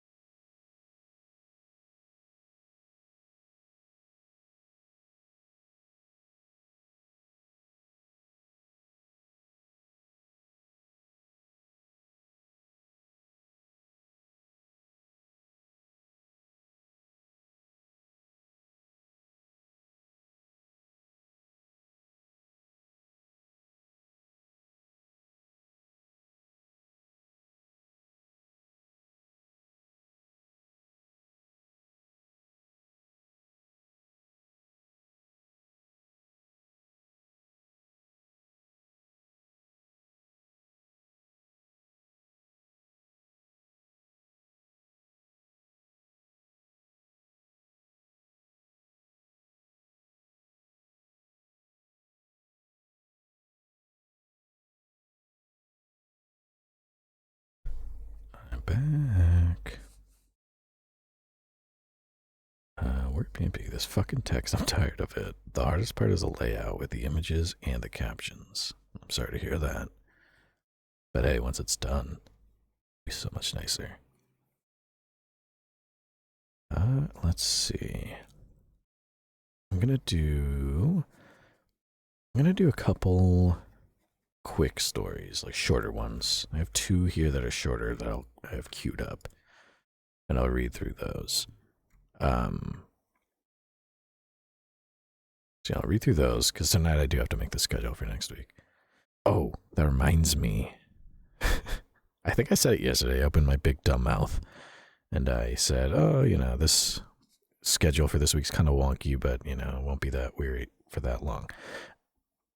The stream schedule might change a tiny bit, possibly. The gods and goddesses up above, the higher beings, may have a new set of angelic duties for me to perform, new humans to help. So, stream schedule might change a tiny bit. The only thing that would change is that Friday streams would be gone and Saturday streams would pop up.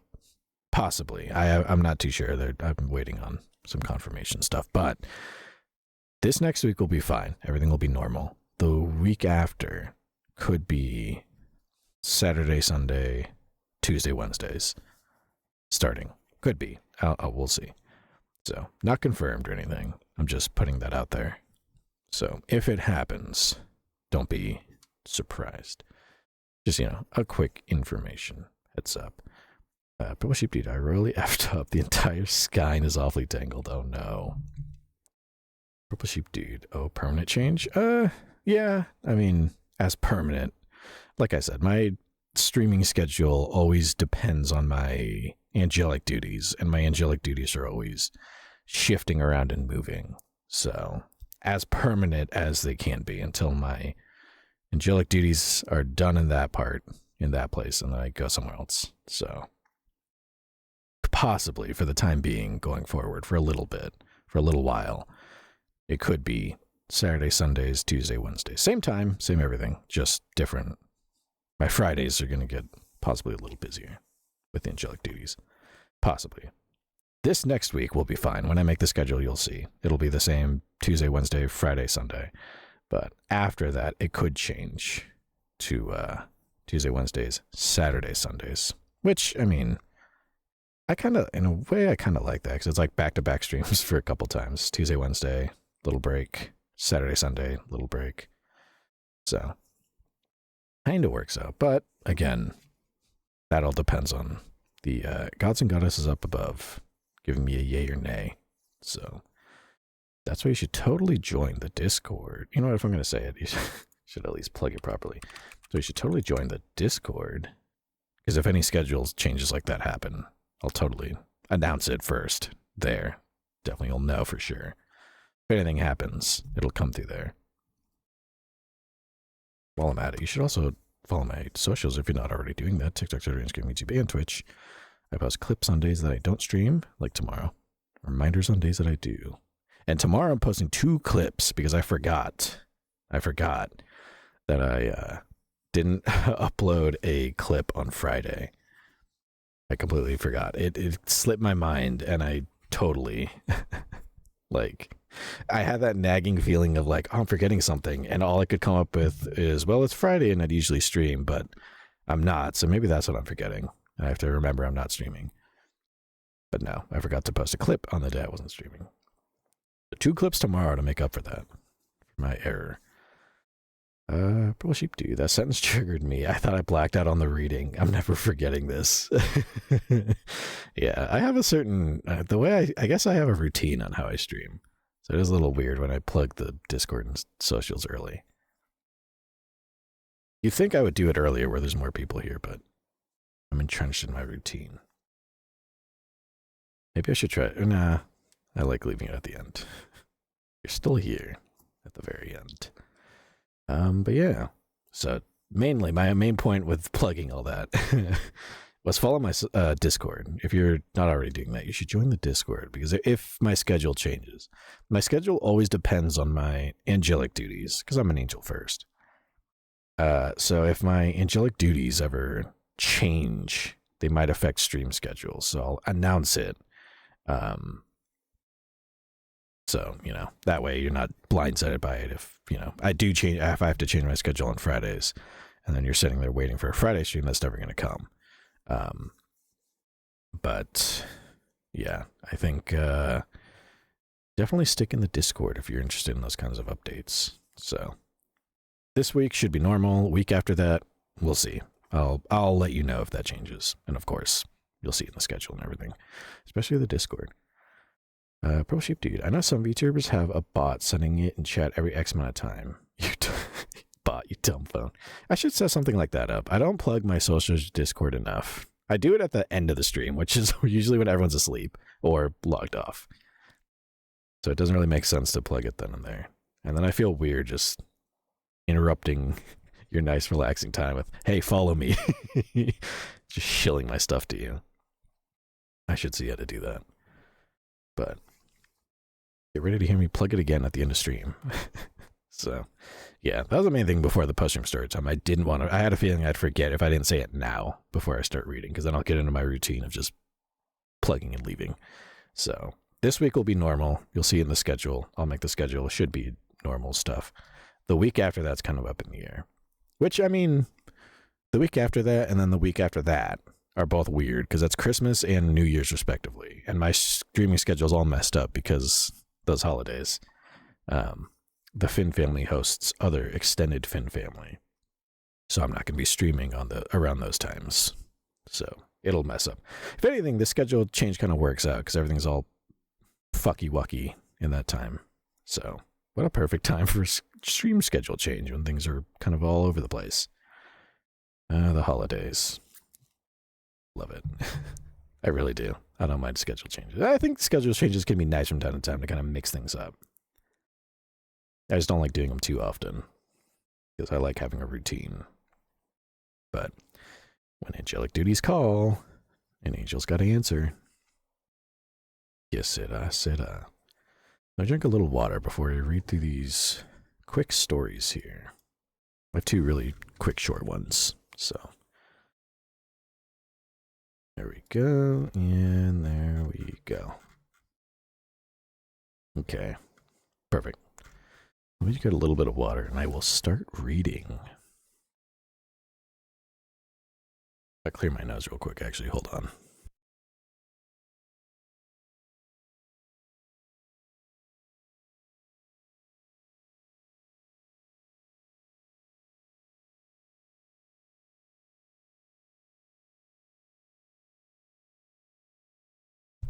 There we go.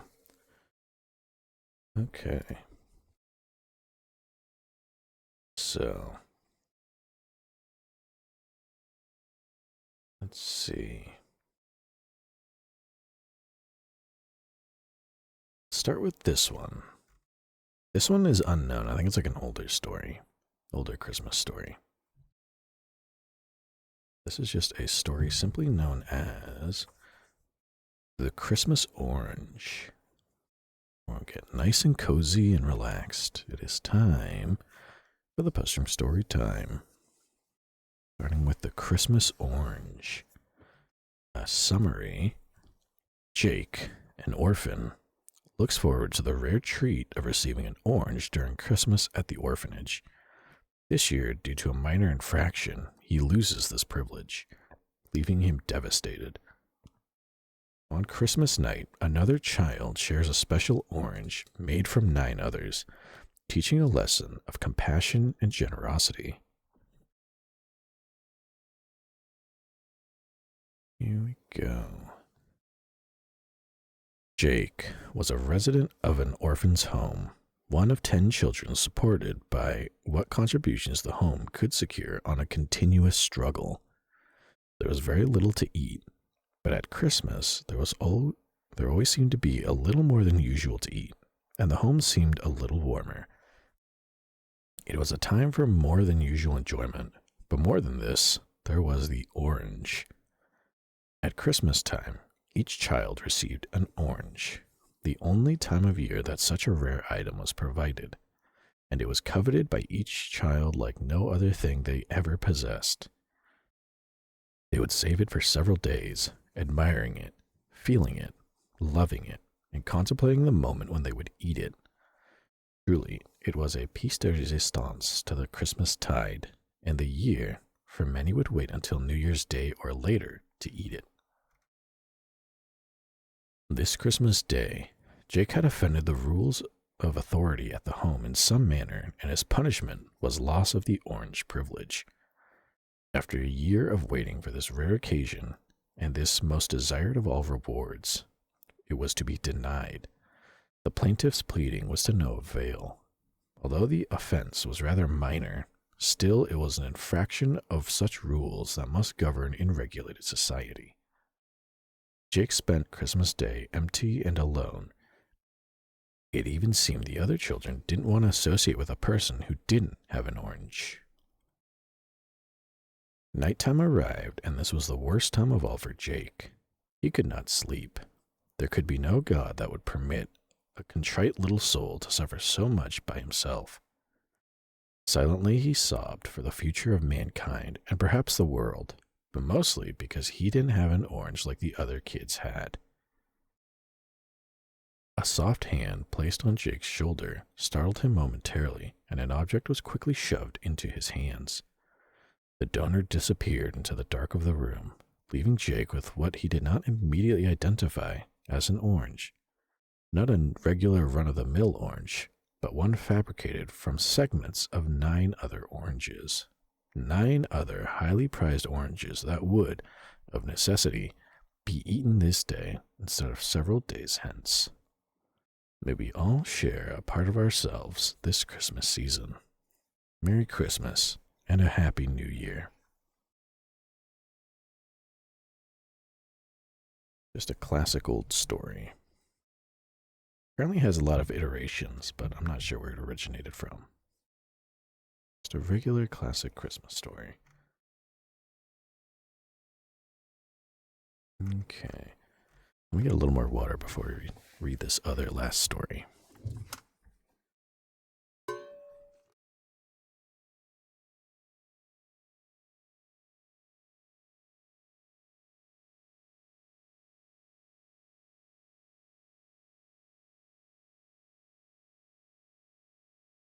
Purple Sheep Dude. Yeah, okay, that little sneak peek was the whole thing.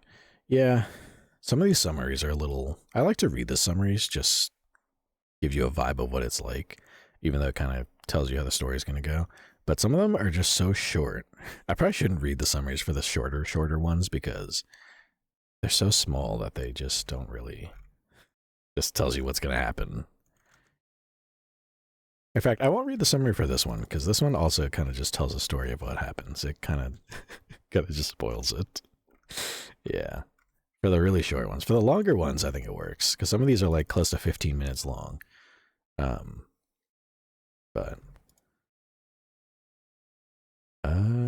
Worry Bambi. Man, I wish I got one good old orange. We could all have one good old orange. And you should for this Christmas.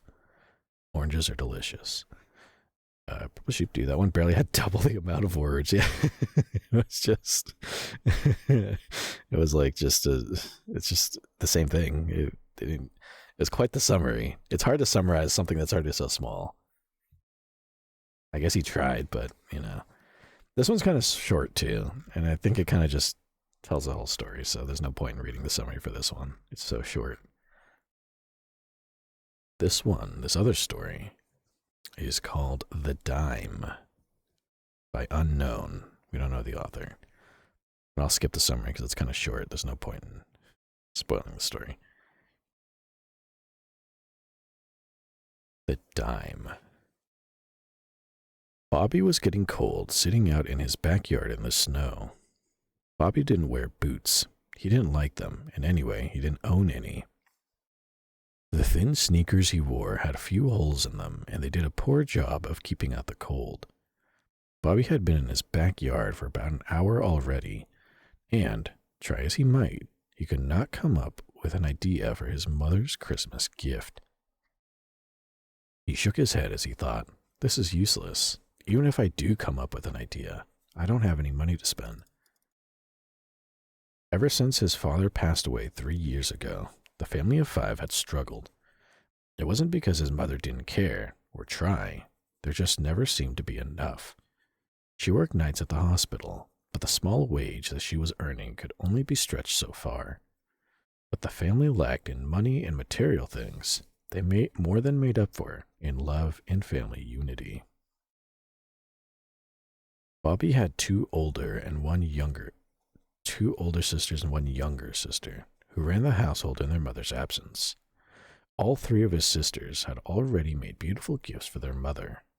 Somehow, it just wasn't fair. Here it was, Christmas Eve already, and he had nothing.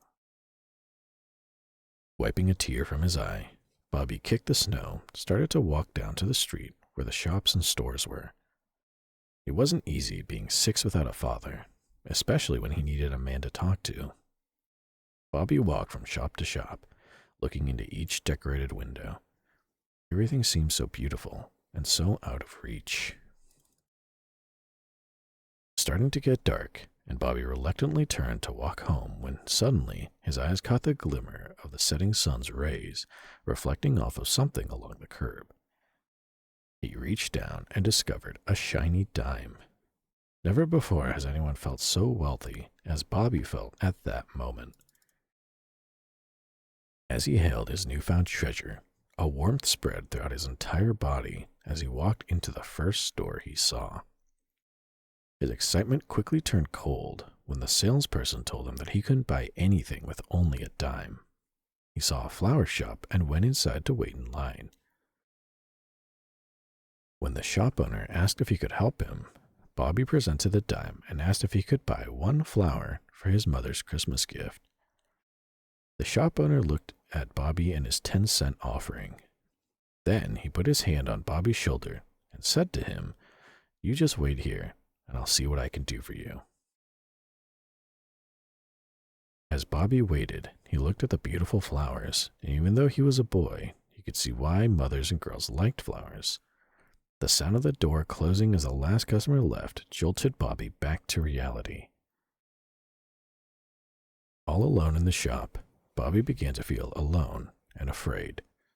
Suddenly, the shop owner came out and moved to the counter. There, before Bobby's eyes, lay 12 long-stem red roses with leaves of green and tiny white flowers, all tied together with a big silver bow.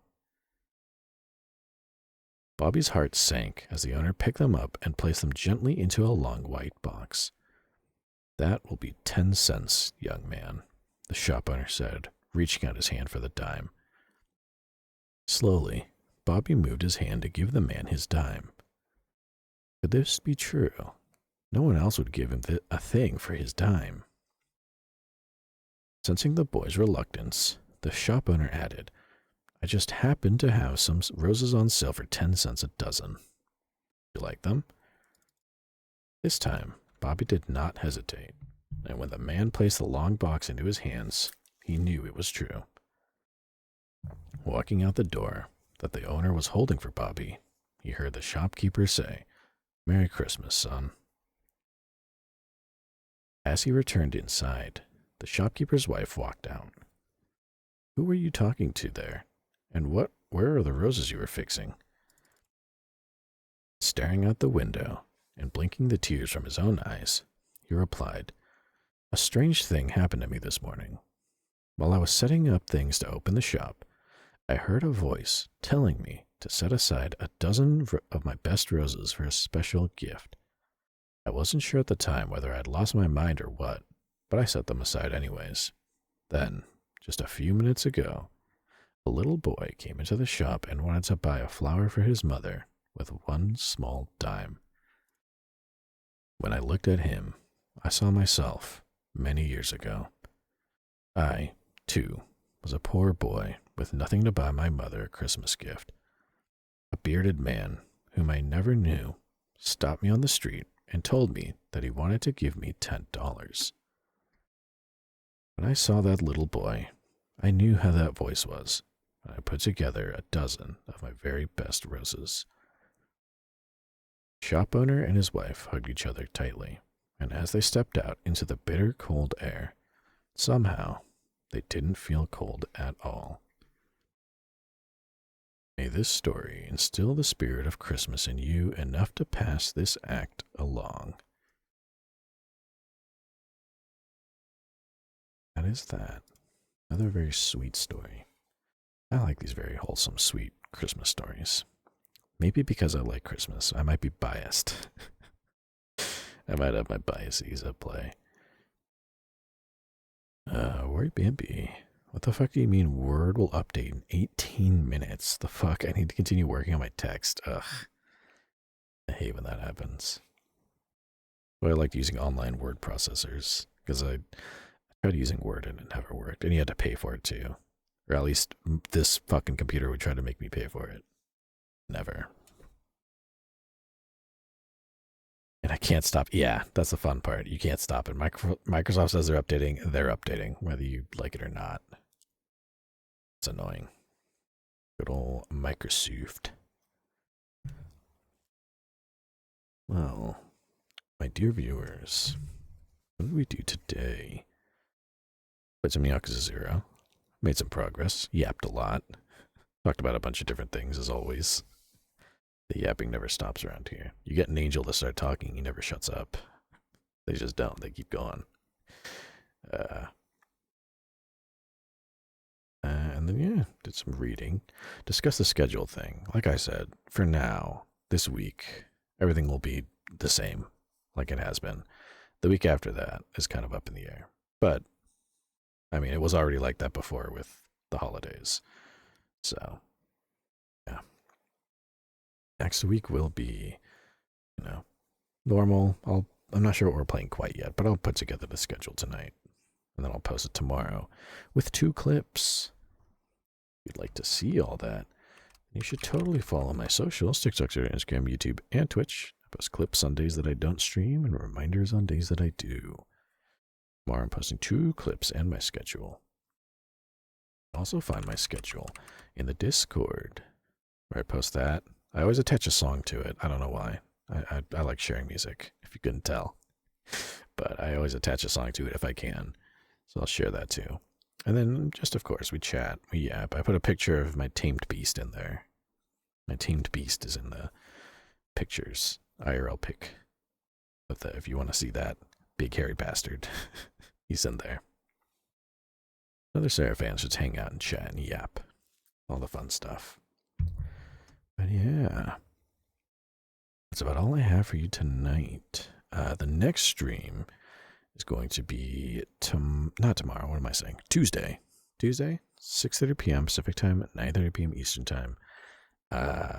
Every Sunday stream, I always say this. I don't know what I'm playing yet.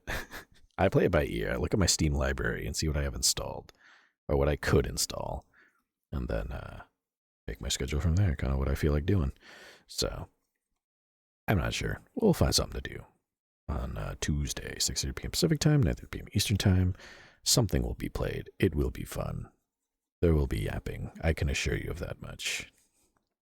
So we shall see. But that'll be Tuesday. And then this week is still going to be the same. Tuesday, Wednesday, Friday, Sunday. All 6:30 p.m. Pacific time at 9:30 p.m. Eastern.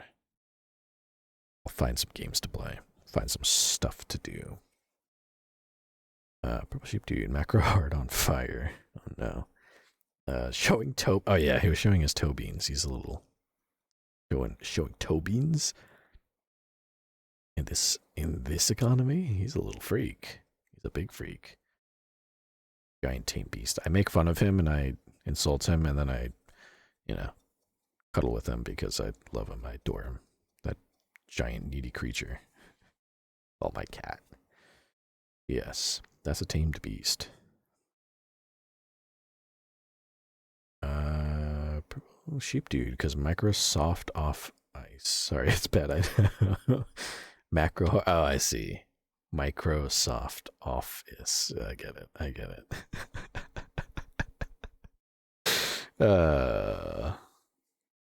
Word play. So Yeah. I think that's about everything I have. I kept it 3.5 hours. Just a minute or two over. Not bad, not bad. Oh, we'll see what I have to play next. I don't have any more horror games to play. Don't worry. I'm saying this to myself. Don't worry. There's no more horror games I can think of. I wish I could find more Christmas games. But, alas. Oh, actually, I could think of something that's almost like a Christmas game. That could be fun. I have an idea. I have an idea for the schedule. At least one. We'll see. So, we shall see. I still have to put the schedule together. So, you know. Whatever I end up doing, it will be fun with you guys. You know that. It was fun. It's always chill here, I think.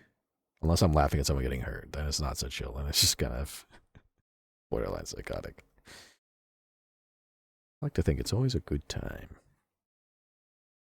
The Seraphim stream. Let's see. Ooh, here's a good song to end stream with. Perfect.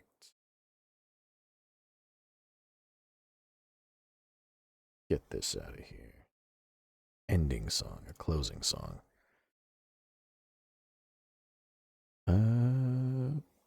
Sheep do. There has to be a bunch of low-budget horror games starring Santa. I know of at least one, and it's scary as shit. It's made by the same people who made what's it called? Like, I forget the name of it, but it has like a murderous nun, and another one called like Power Drill Massacre, I think is another title. And yeah, they make really fucking horrifying games, and they have a Santa one. I don't have the balls to be playing that. You should look it up. I forget the name of it.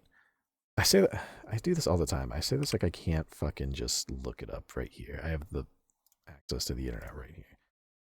Santa horror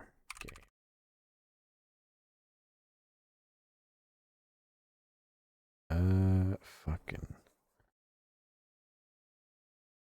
There's a lot of low budget horror games. What's Santa in them? Where, baby? I got 9 minutes to finish my thing before it closes up. I can do it. You can do it. You can. Sending adrenaline straight to your veins via mind. Oh no, don't get a heart attack. Puppet Combo, I think is their developer name. What combo? Yeah, Santa. Planet of Bloodthirsty Santa. That's one. Or another one is Christmas Massacre.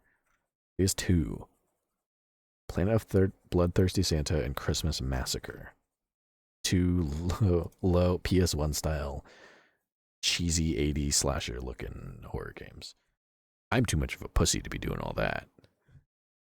Maybe next Christmas. Maybe next Christmas. Oh man. Well. Pro Sheep Dude, you're right. Correction. Sending reasonable amount of adrenaline straight to your veins via mind. There you go. Start having a heart attack because of the sheer amount of adrenaline flying through your veins out of nowhere. Oh man, that suck. With all of that being said, I'm Seraphin. You've all been wonderful, and I will see you again very soon. Okay, alright, okay. Bye-bye, bye. See you around, get some rest, get that assignment done. You got this, like 8 minutes, you can do this. You got it, I know you got it. Okay, bye-bye, bye. Bye.